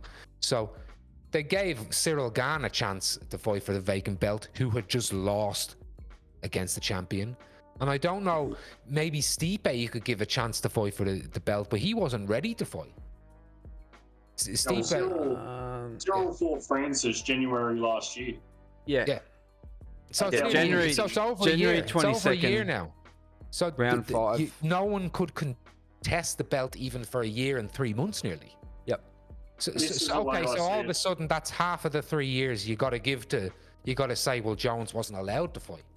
So now it's only a year and a half and a bit. you know, a year and 3/4 where he hasn't been active, and he was the undefeated light heavyweight who So had he had a win over a previous heavyweight champion, Daniel Cormier. Yeah, but have a look at who else is in the Twice. competition around that time, and you know where they're falling into that. But I think you've got to. what other heavyweight has the right to fight for the belt over Jones? I think any of them might have a chance. Like if he's left, right, and this is getting away from. He didn't leave. No. He was preparing for heavyweight, and they all pussied out on him. He was going to fight Stipe. He was going to fight Ngannou. He was going to fight Cormier, a heavyweight, if he stuck around. He's out of the competition, right? And you've got these other guys still fighting. Given that it's not his name of Jon Jones and he hasn't got the draw that he does, would you give any other fighter the same leniency as what Jones has had to come back and fight? Forget his name, okay? Yeah. He is the undefeated light heavyweight champion who was going to move up, but the situation wasn't right. Whether that's through negotiations or the champion not fighting, whatever. Yep. I can't think of any other fighter as qualified to get a championship title fight than Jon Jones. After you, like I could think of GSP. Adam Lobov. Lobov is the greatest of all time. He doesn't fight for belts. He fights for you know, people's hearts. The GOAT status. Yeah, he's the man of the people. Although, did you see Artem Lobov? Did you see the Conor Artem stuff? You see they hate each other now, and Artem Lobov tried to sue Conor McGregor for the rights to proper 12. Yeah, and then Artem obviously wasn't he lost claiming and that has to pay Conor. He was claiming that Conor's he had the idea and Conor he took kind of did. Now, here's the thing: he kind of did. So because he was the whiskey dude in Conor's camp, and he was like, "Oh, there's this guy," and he went out and did the project brief, if you want to call it that. He went out there and he did the cost analysis, and he did all that type of stuff, and he knew about whiskey more, and he talked to Conor about it. But then when they brought out, if you remember after post the Floyd fight, Conor actually came out with a whiskey called Notorious Whiskey, and that was going to be his whiskey at the fight. But that ended up getting shelved, and then Proper 12 came in, and he offered Artem Lobov $1 million for his help. Delicious. He had already helped, offered Artem Lobov, say, "Hey man, thanks for all the help. Do you want $1 million?" Yep. And Artem said, "Nah, mate, I love you. I did it just to help and all." And all that's recorded, and that's what made Lobov lose. Yep. But Lobov was not only instrumental, and like, I love Conor. You're not gonna get anyone who loves Conor more than me. You know, I've got the old fucking. I nearly wore it today. there was a hand raise in. No, there was a fucking hand raise in from left screen. Look at this. Look at this. That's from 2013. Conor McGregor dethrone fucking t-shirt. I've been loving him since I've been loving him, and I know Smoke is a big fan too. He has never been a fair weather fan and gave up on McGregor at all. As an exciting, awesome fighter. He's my boy.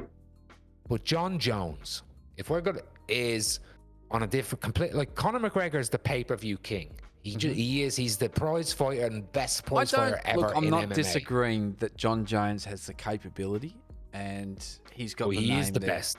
Look, I said that earlier, right? I do believe when it comes to fighters, yes, he is up there with the greatest. Right? I'm not going to say that he is the greatest.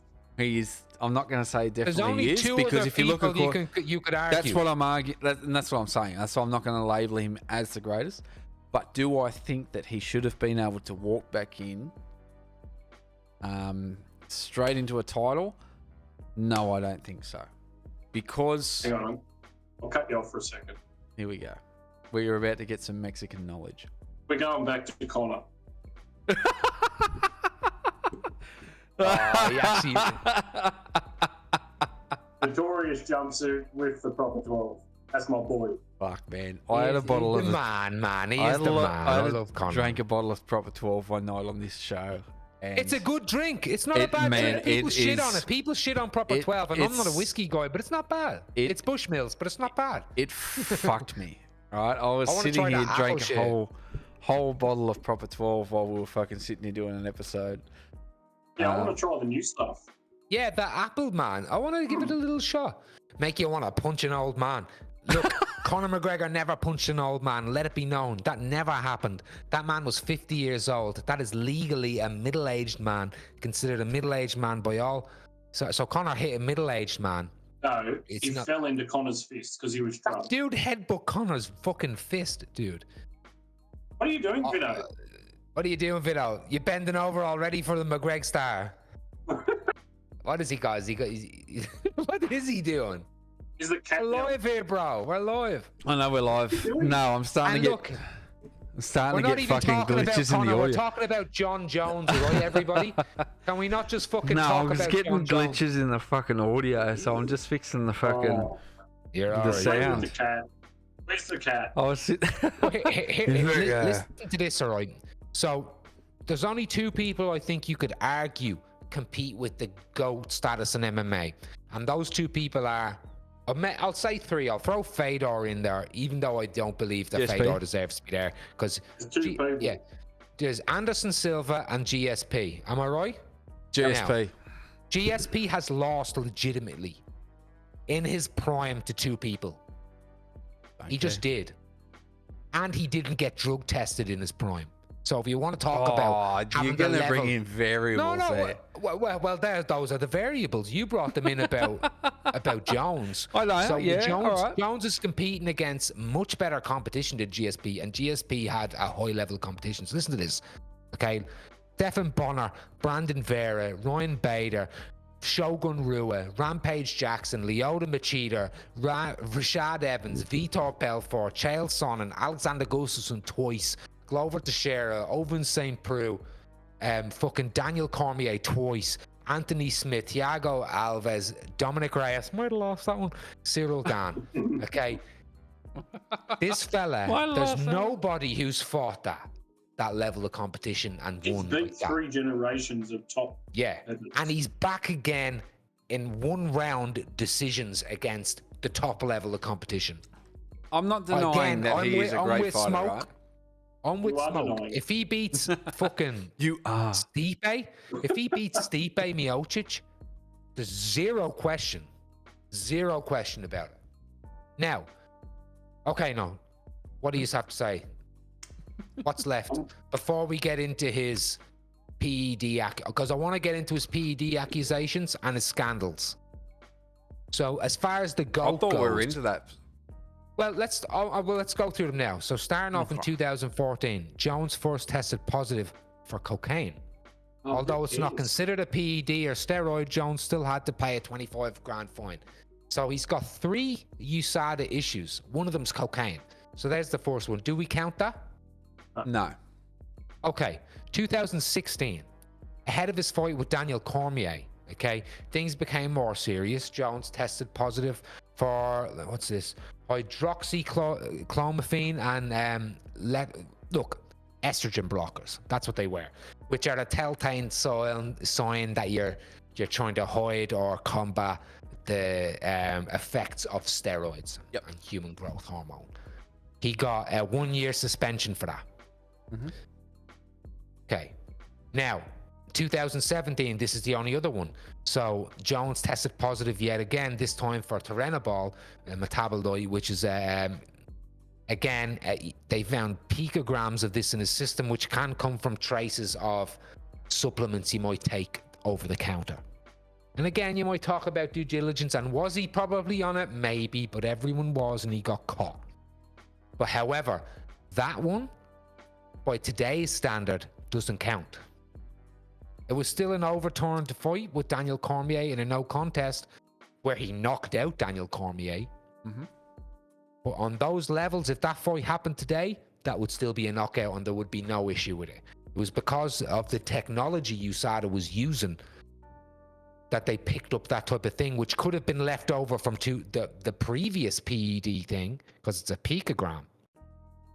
So now really you're only looking with one thing, which could have been something that was in whey powder or a pre-workout or... Yeah, but I think He you need probably to look did it. at, He probably did I think it. you And need to Chael look at the Sonnen's time. came out. I think you need to look at the time that if... Well, let's look at that Cormier fight, right? If Cormier is delivering 0 issues with his test results on multiple times without any indiscrepancies, you have to look at it from a fair perspective, right? So yes, you can bring up those questions about, it could be layover, it could be over the counter, and he should know better. With the amount of money that these guys have and the team that they have behind them, somebody should be picking that up. Somebody should be on top of that, right? Because it's not a cheap sport in the sense that you're picking like Rocky's trainer, like the old dude that stands there going, "Come on, Rocky, you can beat." Like, you're not picking those Top man, people. Mick, can't see. What's that? Top man, Mick, I can't see. So But you got to look at it. bro, You got to like- look at it from a whole perspective, right? If you've got these guys that are, he's going to get targeted. The reality of the situation is he's failed once or failed twice at that stage. Even though the first one was for cocaine, and even though we might go, oh well, that doesn't Cocaine's matter. a hell of a drug. Yeah. Cocaine might be a PED, really. Like, Well- I'm telling you now, if I take some cocaine right now, I'm probably winning more fights than I was. We're not going to before. argue that, right? Maybe. Well, We're not gonna there is argue an that. argument that that's not true. That the If likes you of take cocaine, if you take cocaine now, are you beating Denver Cormier? no. Exactly. Cocaine does that's the absolute truth. In But- fact, having cocaine in your system, I think, is a performance detractor. Jon Jones took that when he was out partying and fucking. And that's what I mean. Like, so we're looking at that And- going, yeah. we're going to write that off, right?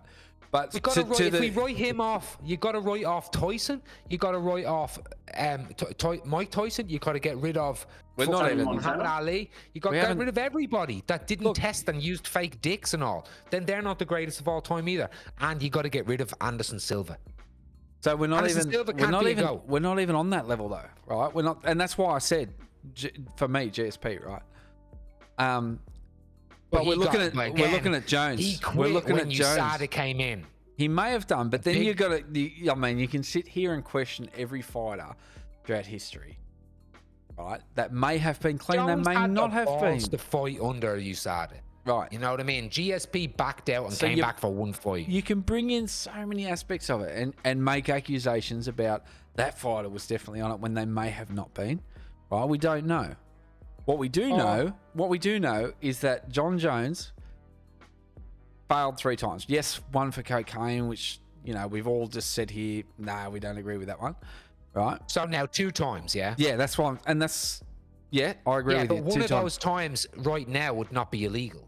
Right. So now but it's at one the time. so you've got to go back to that time when he was An doing estrogen it. blocker. Yes. So let's look at that, and then you get up to Cormier fight, right? So as far as the UFC is concerned, he's failed 3 times, right? Even though we disagree with the cocaine, they see it as 3 times, right? Whereas Cormier hasn't at all.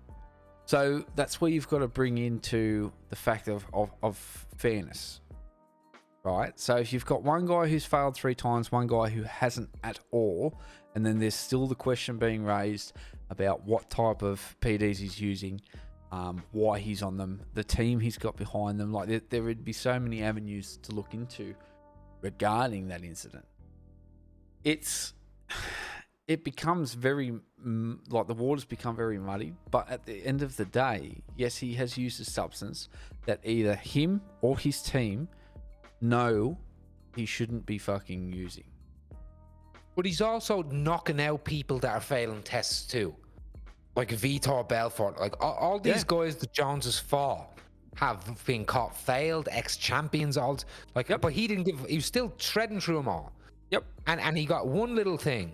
That the only other people that you could class as the GOAT beside him have also done. Anderson Silva actually failed legitimately for a much higher level than him. So you got to take Anderson Silva out. So I now haven't, really, that's the why only I other haven't person- mentioned Anderson Silva. So GSP. But GSP is someone that actively left the sport when Olympic level testing came in. and that's why you And only can't came even back to fight Michael fucking Bisbing. you with one eye. can't bring him into the Who's a discussion legend? about Jon Jones. He's a Right. fire. Can you? You can't bring him in because you haven't actually got data to back what he has done. You can't verify it. You can't. Well, you can yes, make accusation, right? Of course we can. You can stipulate. No, I'm not accusing him for using drugs. I'm saying that he did not compete in the same sport. No. With the same rules as Jon Jones. That's like saying Muhammad Ali didn't compete in the same sport. No, because you the can talk technology about wasn't Muhammad there. Ali and Mike Tyson. Mike Tyson, on his podcast, has spoke about using a fake penis to piss in cups. Okay, to pass drug tests. Smoke does that These are just the so he greatest of doesn't all hurt time. people. They're the greatest of all time. Okay, all these dudes, everybody No, did but it. the point that I'm making is to say that GSP and Jon Jones are competing on you've got the same level. Jon Jones has never been defeated. GSP has. No, so they I'm probably talking about wouldn't even drugs. be on. Hang on, I'm talking about drugs. Settle, calm, curve your Oh, enthusiasm. but then you curve your then you enthusiasm. don't even talk about But that's what I'm greatest saying. of all times. That's Then I'm Matt Hamill is not the greatest talking of all about the time. greatest of all time, right? I'm not talking about the greatest of all time. Are you talking, I'm talking being about allowed testing. to have a title fight? Yes, I'm talking about Okay. the drug testing and the results of that, right? Because we brought back to Jon Jones's level of testing and the failures there, right? When you brought it back to that. So GSP, you can't bring him into the equation in the sense that, yes, he may have left. There is stipulation. There may be accusations there, but you can't actively prove those accusations, right? Because I yes, didn't accuse him of using no, drugs. but this is what I'm saying. So No, it's not an accusation. Well, okay. Well, there's a stipulation. So you've got, yes, Jon Jones, who's failed 3 times, right? Yes, we agree. Banned Cocaine, substances, not. cocaine shouldn't be one of them. So let's bring it back to 2.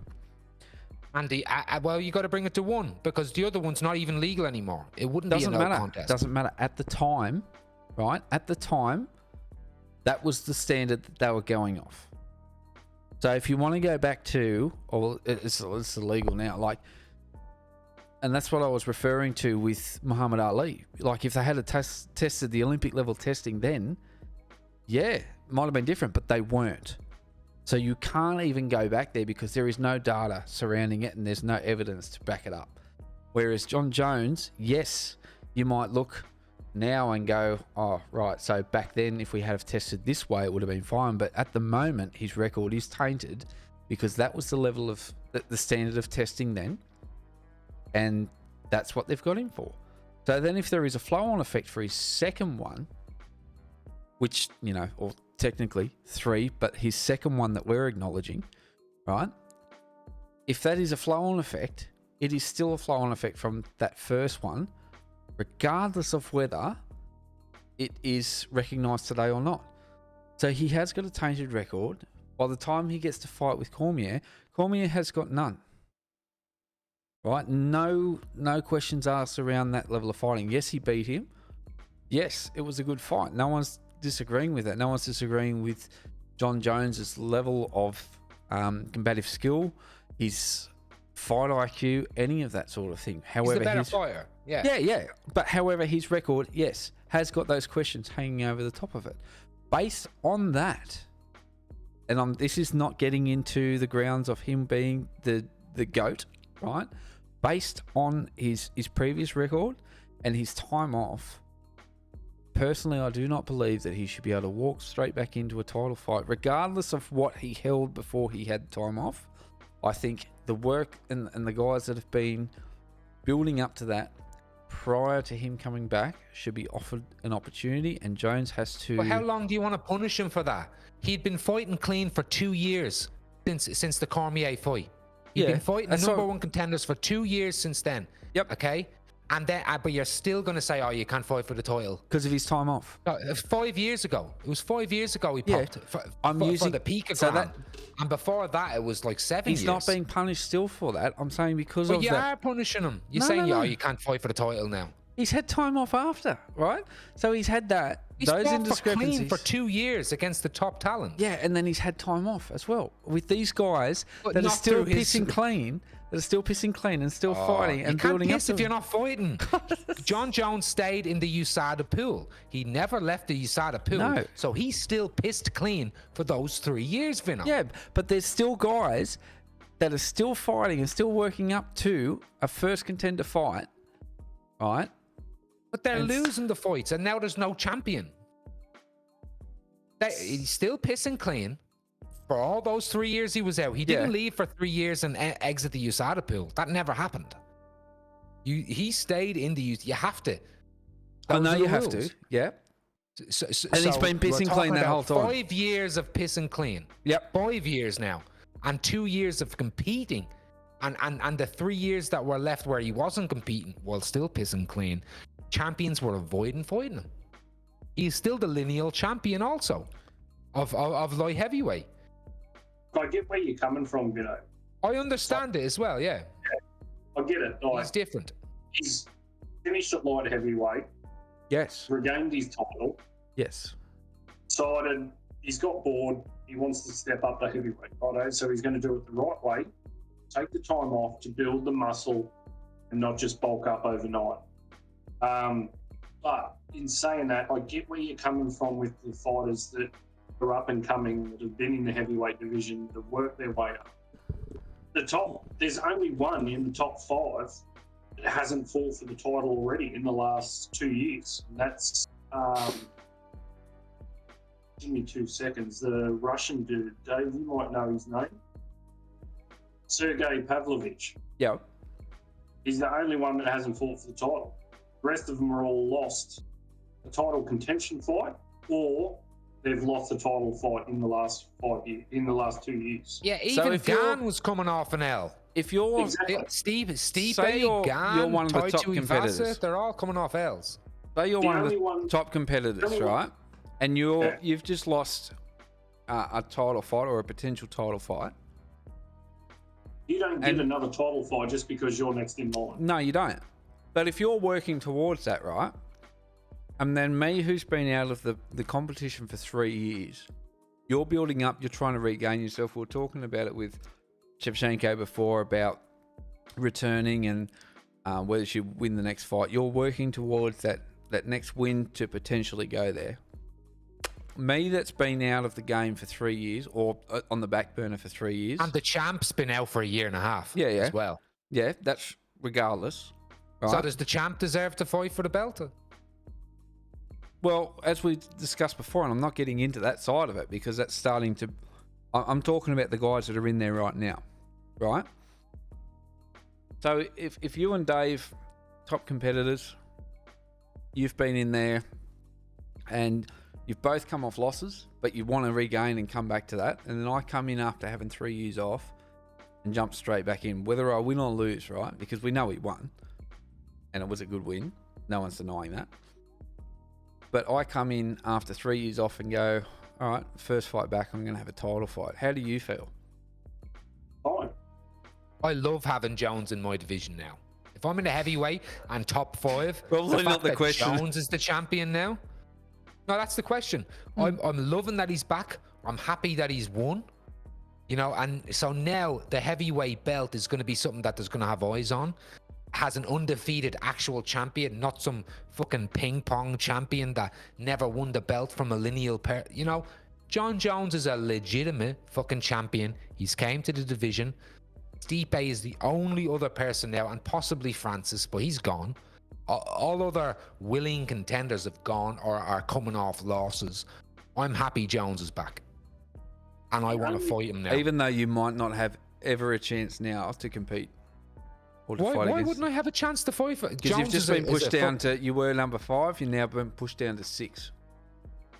That's okay. I was never going to be number 1 anyway if I couldn't beat the 4 or 5 people in front of me, right? Regardless, yeah. Look, the only person in the top 5 that should have... Pavlovich. If you want to go down that avenue, no, forget him. Only one that should have fought game for the title instead of Jones, Stipe, and he wasn't ready. He couldn't fight. Yeah, he wasn't ready to fight though. Yeah, that And was they his can't- opinion to stay out. Yeah. Dana's, what you've got to realise, it's a business. Oh, Yeah, absolutely. correct. And this Yeah. is the point that I'm making, right? I see Jones coming back, jumping straight into a title fight is It's a business it's a choice. business decision, right? It's a money thing. So it's to get his name there and use his name to build business and draw in the money and sell a pay-per-view, which I'm sure it did. Which for the it's UFC, also merit-based great too. decision. Great decision. At the same time, you've got the greatest of all time. He was already classed as the GOAT at light heavyweight. He wants to go up a weight class. He wants to challenge himself. Righto, well, let's put him against the best we've got at heavyweight, who are absolute killers. He beats them. Well, it's a moneymaker for UFC. Got the new undisclosed GOAT. And it gives, as what Dave said, all the rest of them in top 5 to even the top 10, they're like, righto, well, we might have been pushed back one ranking. Right. Johnny Baines is now our man. We need to work. Our division means some shit now. Yeah. Yeah. So you don't think Because at all that that- they should be fucking pissed about the fact that someone can come in and just take The that? champion left, Vinno. No, Who are but they going to this fight? The champion left. Yes, he did. Right, but this is what I'm saying, and I'm getting away now slightly from like the champion has left, right? But just being overruled or having someone jump straight over the top, regardless of who that is. I think you have to regard who it is. I think Okay. it only matters who it is. If you're gonna do that with it, like obviously you wouldn't do that with fucking. So Tyson could walk in Devin tomorrow and Struve. jump straight into that division. Who? Tyson could jump straight Mike into Tyson or Tyson Fury? No, Mike Tyson. No, Mike Tyson is from a different sport. He's a boxer. No. I don't know. He's from a But completely if he different was sport. if he was to say, right, I'm going to He's been not active since 1990. theoretically, So, Eddie White comes in tomorrow right? and wants to fight Theoretically, Jon Jones. let's He's not allowed. let's not go fucking. GSP is a great example. Okay. GSP now could come back and fight for the middleweight or welterweight title, and no one would have a problem with it, including the top 5 in middleweight or welterweight. I guarantee you, all of them would be happy that he returned to the division because he is a GOAT, and all of them would be happy on merit-wise because, oh, fuck, he might win. Because when Jones came back, you can't just say it was just because of his name, because he won. So on merit base, okay, he was the best fighter too. He proved everyone wrong that it wasn't just a name recognition thing. Yeah. That 3 years that Not gonna he disagree proved with it was that. merit based, and it's the same with GSP. When GSP came back, there was a lot of people going, "Oh my God, GSP is only coming back to fight because it's Michael Bisping," and Michael Bisping isn't fighting the top welterweight, in the top middleweights because he wants to fight names like Dan fucking Henderson and GSP. But in the end, the merit won. GSP won. Jon Jones won, so they proved, See, okay, I they were the right still person to stick get by the chance. Still stick by the stance that if they're coming back after a hiatus or a break, there needs to be at least one fight. So GSP prior- shouldn't have got the middleweight shot. No, and I said that at the time. I think that he should have had a fight prior. It's I just a think- money grab. Oh, look, I'm a GSP and I fan. understand what it is, but I still stand by the fact. But it's prize fighting, right? It's not the Yeah, Olympics. but I still stand by the fact that if you Can want we, to present can we it honestly as look? Can we take a fucking quick Yeah, yeah. 5-minute break? Yeah. I am busting, dudes. Yep, Hey, go for it. everybody, welcome to the fucking Dave Vinno show. We'll be back at the break, bro.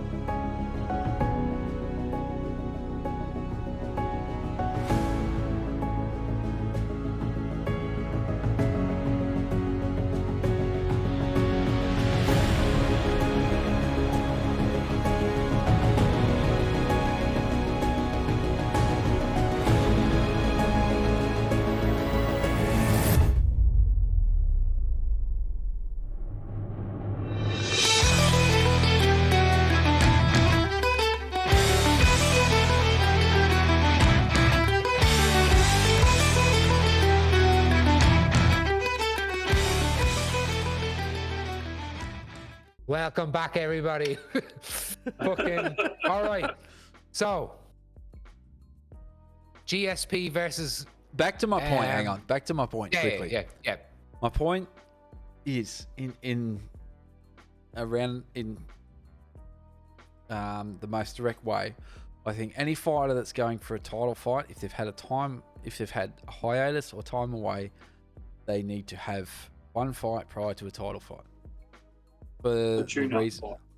they need to have that for the reasons of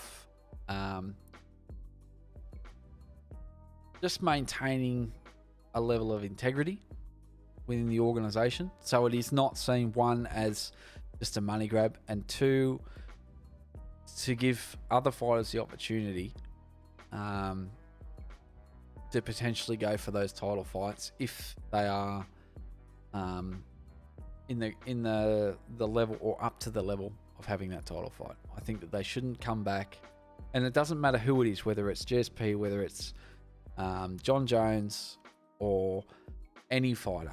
If McGregor was to come back, I don't think they are entitled, and I'll stand by this with any fight, that they are entitled straight away to a title fight, no matter their name, whatever it is, for the purpose of maintaining a genuine competition, that they should be straight up entitled to a title fight. And that is my issue with the Jon Jones fight, is him coming back straight off the bat, title fight.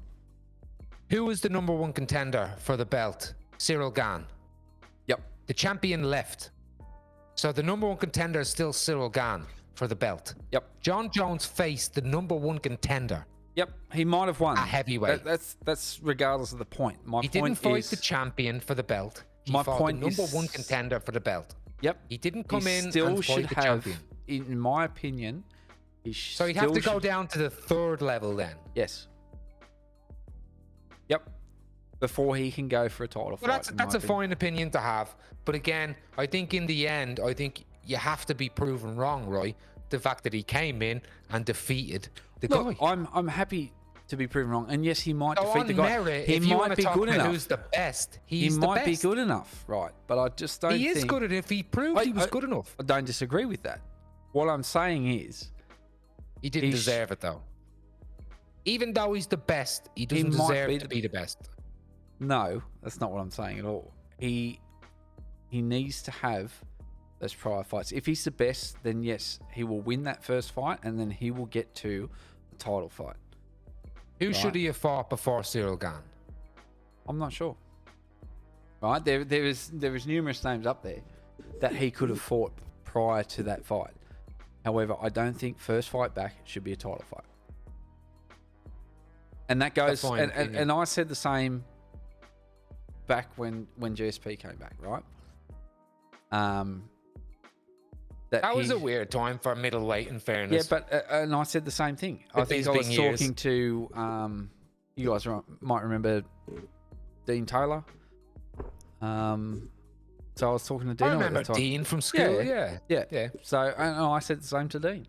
I don't think that dude should be in there straight away title.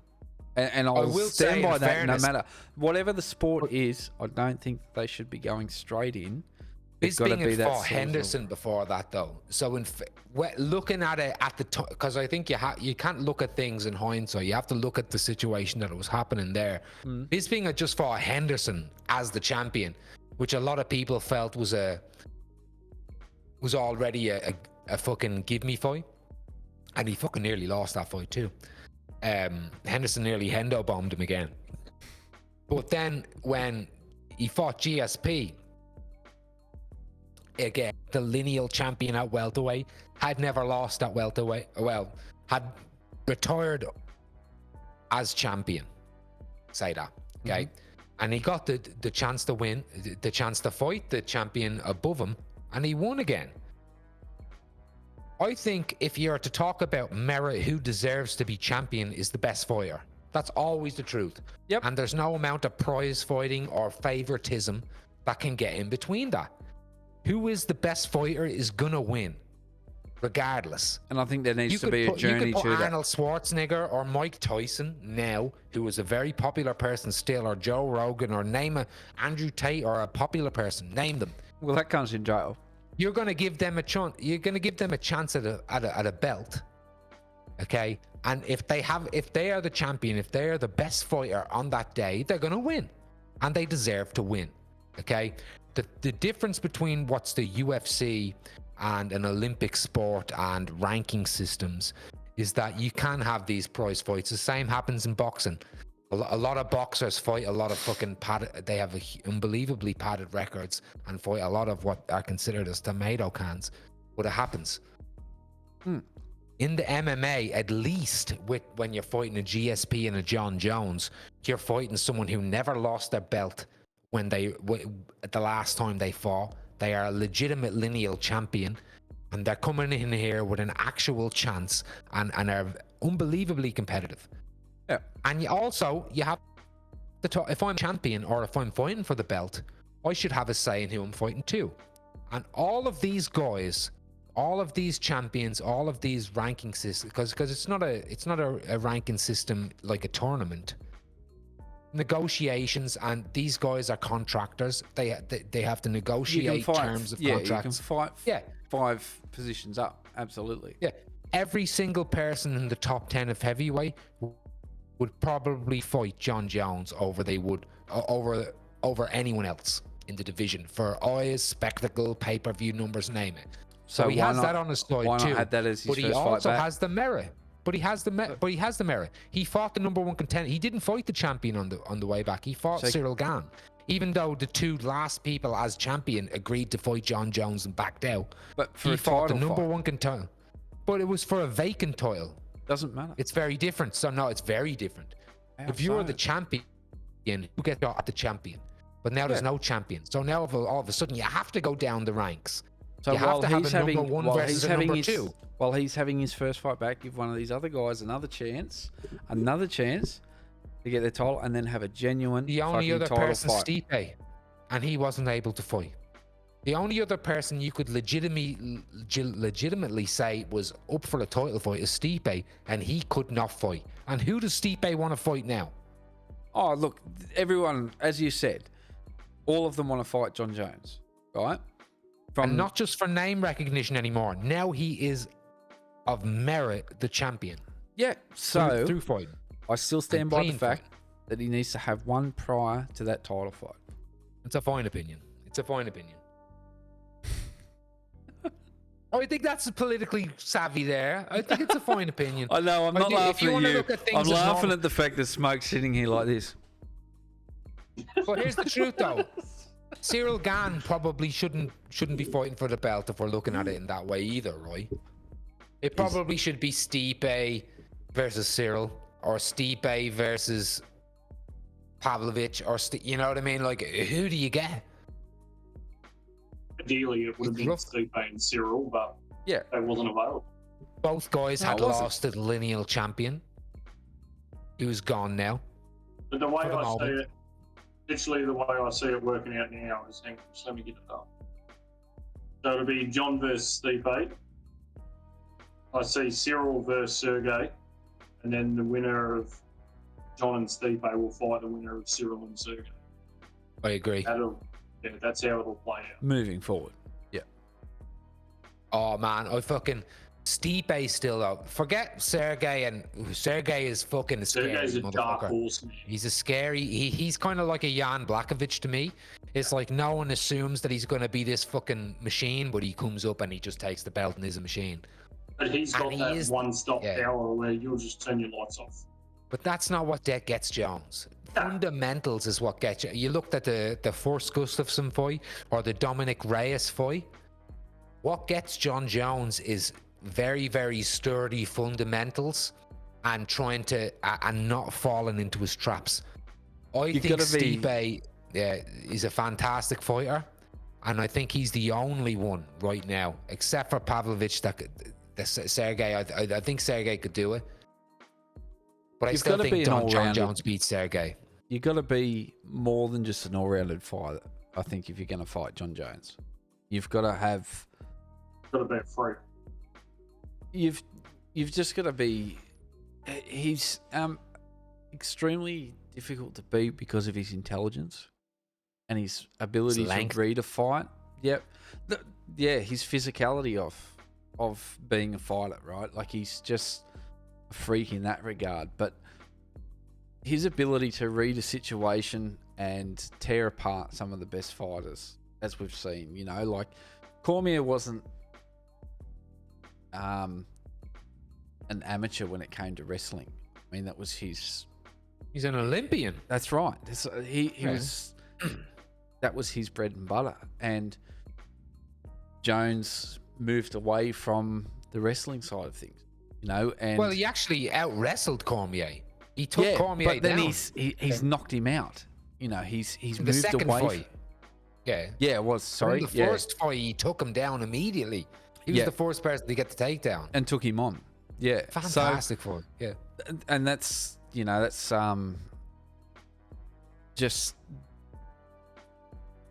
highlighting the fact that to beat him, you have to be above the best in your own craft, but then also be at another level on every other factor that comes into it. So if you're a striker, you need to be a fantastic striker as opposed to just a striker, and then be good at groundwork as well, because if you're not good on the ground, he will take you down there and he will tear you apart like that. Like, he's just a freak. He's too smart for his own good.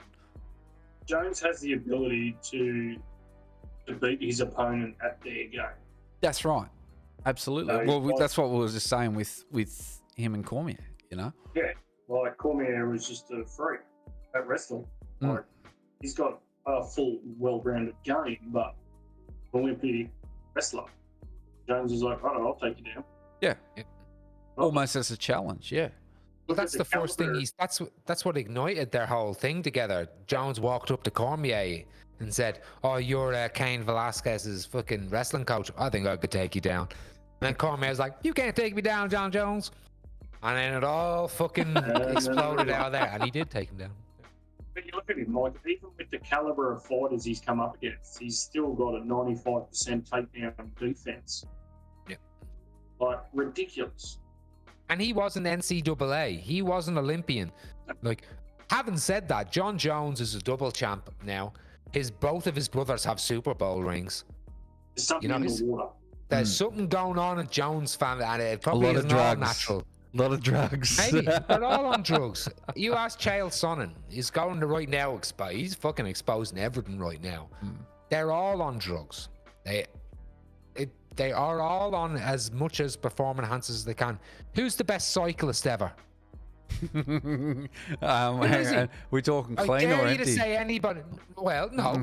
Who's the best cyclist ever? Ori Rooks. And golfer. Yeah.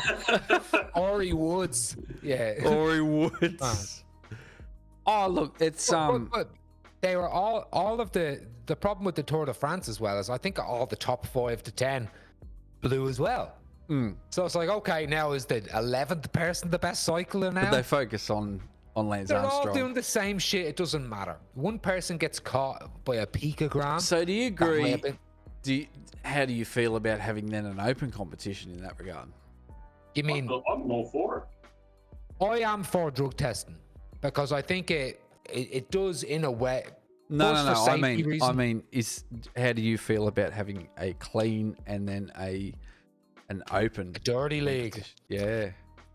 I don't like the splitting of it because I think then I think it causes issues in who we're going to consider, and then there's two different leagues, and you split it out. I would rather just have an official league. I think all professional sports should have a decided rule, a decided drug metric or whatever, and they should just do it. Otherwise, it just it filters out too many different things. Because here's the thing as well: in your clean league, you will have dirty people who are not. Drugs are about 5 years always ahead of the drug testers. Yeah. There's no such thing as a clean league. Every sport will tell you that. LeBron James right now is on EPO in NBA. Okay? If you're in the UFC... You heard it here first. You heard it here first. No, you didn't hear it here first. You heard it from Chael Sonnen on Andrew Schultz's podcast last week. They have the same drug dealer. LeBron James and Chael Sonnen have the same drug dealer. There you go. They are all competing. Each different sport has a different level of testosterone you're allowed to have, and a different level and different drugs are banned in different jurisdictions and all. You can't just say he's dirty, he's clean anymore. Because again, Lance Armstrong was clean up until they figured it out and they caught up to the drug cheats. And now all of a sudden, okay, now you're wrong. But then now they're going to say, okay, and they're going to move to something else. And until they're drug cheats, that's just how it is. That's just how it is. So I like the idea of a highly regulated sport, because then if you don't highly regulate it, you can't let other things mess around with the regulation, right? If you're not going to test for people's testosterone and people's estrogen levels and what's in their blood and all, then you can't argue about trans people in sports. Or let's not. Because how are you going to test for them? We won't get into that here. No. But you can't. But if you're not going to test people, if you're not going to test people along the rules, then there's no rules. So we have to somehow figure out what is the rule of the sport, and then fucking just stick to it.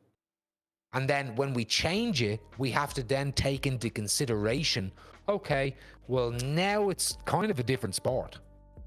If we're changing any rules, any requirements for sport, all sports is rules. It's the only thing that sports is. It's the only thing that changes amateur and professional sports, is how you're regulated. And, you know, so I think we have to have a certain regulatory body. Do I hate that performance enhancing drugs or EPO or human growth hormone and testosterone replacement therapy is not allowed in MMA? I do hate it, because I do think there's a lot of athletes that would have their careers expanded by about 10 years if they were allowed to do it. But we got to make a decision, and everyone's got to agree to it and stick to it. And then if you break the rules, you're out. If you break the rules, you're in. If the rules is you have to do 6 months after this and you do your time, then you're forgiven. That's how it is. They're all rules, and as long as you're within those rules, if you get caught, you do your time, you come back, and that's your time. Whatever the time is, we decide that's your penance. We can't always call you from, you know what I mean? From that point on, we have to consider you legal, Roy. Yeah, but there's always going to be, and it's human nature, there's going to be that stipulation or that expectation that could possibly, I mean, we see it when people blow the bag at work, or... And they never come back? Are you always going to think No. that they're a stoner? This is what I'm saying. They're always going to carry around that prior conviction, and there's always going to be that slight target, right? I mean, you as a work health and safety person, you personally might not see that, but your employer might go, right, that person's blown before, so we need to target them. There is always going to be that after a failure in a test or whatever that. But that's wrong, though, Roy. Oh, look, like if someone we could get into the morality. We could get into the morality of these things and the human nature of it. Well, we have to get into the morality, because if we're going to get into the data of it all, then if we're to use Jon Jones as an example, well, by rights, for 5 years he has been clean. So look at, and he's been if we doing want to get into the morality thing. of things, let's look at like we can go back. So it's only morality, and drag it to the prison system. You know, when someone commits a crime, they go to jail, they come back out. Why do they do parole? You know, it's part of the agreement. It's to make sure that they don't after they pass parole. They have met their requirements to now be allowed. Some could argue that the moment they come out of prison, because they've done their time, they have done their time, and that's the end of it, right? You could argue that. Whatever the agreement is, we have to have a point, though, right? Yeah, but it stays on their record, and this is where it becomes, the waters become muddied, because there is always going to be that history, and it's hard for anybody to walk away from that. Not walk away from it, so to speak, but to strip themselves of that title, and that it's the way our society is built, that there's a record of that, and that will stay with you throughout. No, I don't think that is correct. I don't think that is the right thing to do. In the case of Jones, no, I don't think he's, and we all agree with his cocaine charge, right? That should still be on his record. Because back in 2012 or something. Unless he had it on his glove, snorting it before, as he was walking into that octagon, right? No, I don't think that it should be accounted for, but it is, and that's the reality of the situation. And when it gets down to the morality of it, no, I agree with you. No, they should not have that hanging over their heads for the rest of their life. The moment they've done their time and they come out of that, done. And particularly if they're meeting the requirements now. So Yeah. if you don't think Jon Jones is getting tested like a fucking motherfucker, He's targeted. he is. He's targeted. And for 5 years he has been clean. Hmm. I think he deserves to have the shackle removed from him a little bit. Particularly, not only was he fighting in an era where they had say, okay, everybody, the rules have changed. Now you have to meet this level. And all of a sudden he's like, oh shit, okay, I've got to meet this level. And he's still the best at that level. And he gets caught with what's considered now not even a fail. So like they went too far and then reeled it back. And in the point where they went too far, that's where Jones got caught. Yeah. Jones got caught. So if you were to look at it in hindsight, he didn't fail that second fight with Cormier. But as you said before, didn't. you can't look at things in a hindsight. That's right. So right now you have to look at Jon Jones not as someone who's failed a test. You have to look at someone who has been passing tests for fucking half a decade. Yeah. Okay, so But as has someone had that's been time off passing as tests well. as half a decade, is an undefeated lineal champion, why shouldn't he be able to fight for a belt, particularly Because a vacant belt? and this is what I'm saying, because he's had that time off. If he's coming back, We We knew. lost him. sorry. Yeah, no, because he's had that time off. Yes, I still believe in the fact, regardless of his drug issues, he could have had time off because of family issues. He could have had time off because he fucking lost a testicle, as far as I'm concerned, right? Yeah, we shouldn't. It doesn't matter why he had the time off. He should, in my opinion, no fighter, whether it be the best in the league or the least, that could be the shittest dude, right? They need to come back, and before they get a shot at a higher title or a higher position, they need to have an initial return. That's So my final opinion. opinion from Vinno. Final opinion. You think before you should come back after say a year or two? What would be your opinion? What's the cutoff? It 2 years? if they were still because when they you were get trying into, to get a fight. if look, if they had a hiatus for any reason and then said, righto, I'm ready to return and I'll take the first fight. Yes, it might have blown out to 3 years, but they've had that hiatus prior. Doesn't matter how many times they've tried to have a fight like leading up to the actual fight, right? They've had that hiatus there. I think depending on the sport and in this circumstance, yes, there should have been that return fight. Now, saying that, he might have had that if one of those fighters have taken it up, right? But they haven't, as we talked about before. So, regardless of who it is, Jon Jones, GSP, Conor McGregor, any of the fighters coming through, I think there needs to be that initial one for the purpose of integrity. Am I thrilled with his actual result in the fight? Absolutely. I think that he is a fantastic fighter. He is great for the sport. I think that, yes, he's going to create a lot of competition now, as he does just with his name there, but as well as now there is a title being held again. So, yeah, I don't think anybody can disagree with the fact that him being back in the sport is a good thing. Because he sets that bar, as we talked about earlier on. And having that bar there only creates better competitors, and yeah, it's great that he's back.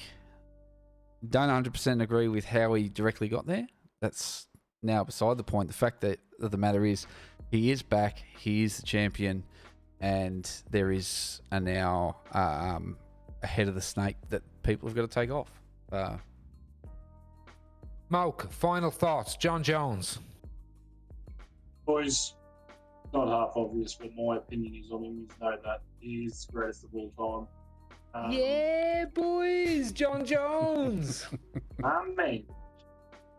The next fight we will see. We will solidify it if he manages to beat Stipe, which I think he will. My thoughts on the fight will be a 5-round decision Hmm. because Stipe is so well matched and he is a true heavyweight. Yeah. Yeah, he's done it. He's fought the best of the best at heavyweight. Wrestle, he can strike, got stamina. I look forward to that. That's going to be my fight of the year that I look forward to. Now, I agree. just quickly, completely. if final thoughts on whether you think your dick is too big for your fucking rest of your anatomy. I don't know, mate. You tell me. That's It- not it his is. decision. No, mate. it's fucking wrong. Not his anymore, even anyway. It's fucking causing taken. wars. It's causing wars in Eastern Europe while he's fucking working on diggers in the Hunter Valley. That is mate. a fiance, the penis we're speaking of right now. We're here Permanent back brace. Permanent back brace. with Jones. Jones versus Stipe is the biggest fight of this year that's upcoming. It is the most important fight in the sport this year. I am excited. I do think Jones will get it because obviously, if you're looking at common opponents, Stipe lost to Daniel Cormier. Even though Stipe did come back with the fight IQ and the body shots to beat Daniel Cormier, I still think Jon Jones will be too much for him.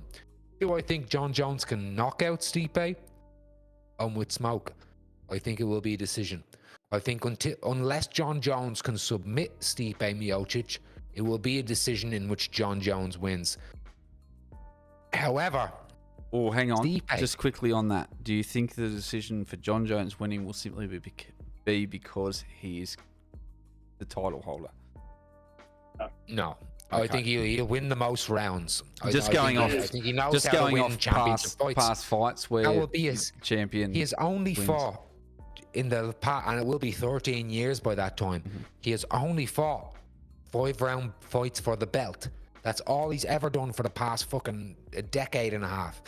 And that's all he knows how to do, and he wins them. Even the hard ones where it might be, you might say, oh, fucking Jones got schooled in those 2-3 rounds. It's like, yeah, but he did enough to win. You He reckon knows that what to would do be to a- win? You reckon that would be a good fight to have scoreboards after every round? I do, Yeah. but I still think Jones gets it.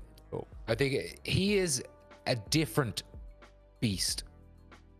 But And Stipe's been time out. will a while. tell. Stipe has been out a long time, and do we afford Stipe the same ring rust? Do we let him away? Look, we let Jon Jones away with ring rust for 3 years. Do we let Stipe away with ring rust for 2 years now? Sorry. Because remember, Yeah. Stipe 2 years out now. So, but I Still- don't believe in ring rust. It just depends on the fighter. If you're hungry enough, why not? But with that, Well, I suppose the other everybody- way you can look at it is Cowboy Cerrone, right? Where too much ring time can be detrimental to you at the same But time. Cerrone- so- Cerrone's a hard one. He's one of my favourite fighters. Oh, yeah, man, he. always Yeah. Brilliant. But great fighter. But taking He on was- every he wasn't fight that was offered. yeah, but he wasn't consistent. Yeah. Never knew which Cerrone was going to show up. It was a mentality fight with Cerrone, right?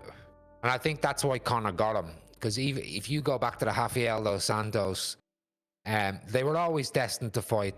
Conor and Cerrone, they always had a bit of a beef there. But I think that Cerrone is not built to fight people like Conor that make a fight bigger than just a fight. Oh, but if you get your And- nose broken in the first 2 shots, Yeah, It's that's gonna- true. Yeah. that's going to rattle you, and you're like, what the Have you seen the size of my nose? I If it hate fucking people that breaks, take man, away that's Conor's- game over. People take away a lot of credit from Conor in that Cerrone fight because they go, oh, Cerrone's over the hill. It's like, excuse me. Conor came out there and did the Cerrone what nobody does the fucking Cerrone, you know? So I still think that was a great fight between the both, but I agree with Smoke. If Cerrone's head's not in it, if you can take Cerrone out of the fight, like the likes of a Diaz done and a Benson Henderson's, all these guys have done it to him, then you've got him. But Cerrone's, again, bucket of win, Hall of Famer for sure. Oh, dude. Absolutely. But guys, do we have to? We're going to have to keep it off now. We're near the 2.5 hour mark. We're all guys with families. We got to fucking get to it. Thank you, Smoke, for coming again. Yeah, We've got to thanks, bring you mate. back in for these big fights. We've got another Oh, boys. Sorry, Love we it. took so much away from you by having our own discussion. He came This is back. what we. Do you This is think he what we deserved, do Vinno? during the week. Do you We think he get deserved drunk to come and back just here and argue. after this big hiatus? Do you think What's he that? deserved it? No, Do you think because he had a Smoke pre. deserved? He had a pre-fight. He had a pre-show before it. So he okay, ticked the alright. box. He ticked the box. As I think It's a bit everyone should. formal. I think everyone should have a pre-show, pre-fight, pre-game But before let's coming not back. leave it as long until the next time, I feel. Let's How not. about that? Needs to be Yeah, bring regular. him on. should- We've should got do a Conor live one. McGregor Ultimate Fighter happening, right? Well, we That's were coming looking. up We were soon. wanting to do a live one Let's where do a live one for Jones and Steve. we could Oh do. man, I'll We're come res- down to you guys, or you can come up here. Either We'll do- way, let's fucking do it. Wait, hang on. Yeah, We'll come whatever, down man. to you, or you come up to us. It's... Whatever, we're up or down. Yeah. Depends if you're No, standing but on your head or not. we were working towards that with one of the last fights last year, but Yeah. schedule's got in the way, and but we'll That's how- definitely we're definitely working towards that to try and do a live show where we can sit there and I just want to eat fucking hot wings and watch Oh fights. man, I want wings and the fights and beers, man. I want Nachos. to Shoot that. Nachos. Fuck. Here, lads, I get you to raise your beverages. All my beverages are gone, but you know, Oh, look, you see, lads, thank you very much. Thanks, Smoke, for coming. thanks, Thanks, mate. Vinno. Thanks Take it again. easy. Vinno, Had a blast as always. bro, any fucking time you want to come over. Yep. Sounds But to good. you, Dave and Vinno Show viewers, yeah, it's the end of an episode, but next week, there's fucking more. So don't worry about it. Get back into the fucking comments. Let us know what you think. Like and subscribe. And we love you. Cheers, guys. Have a good one. Thanks, man.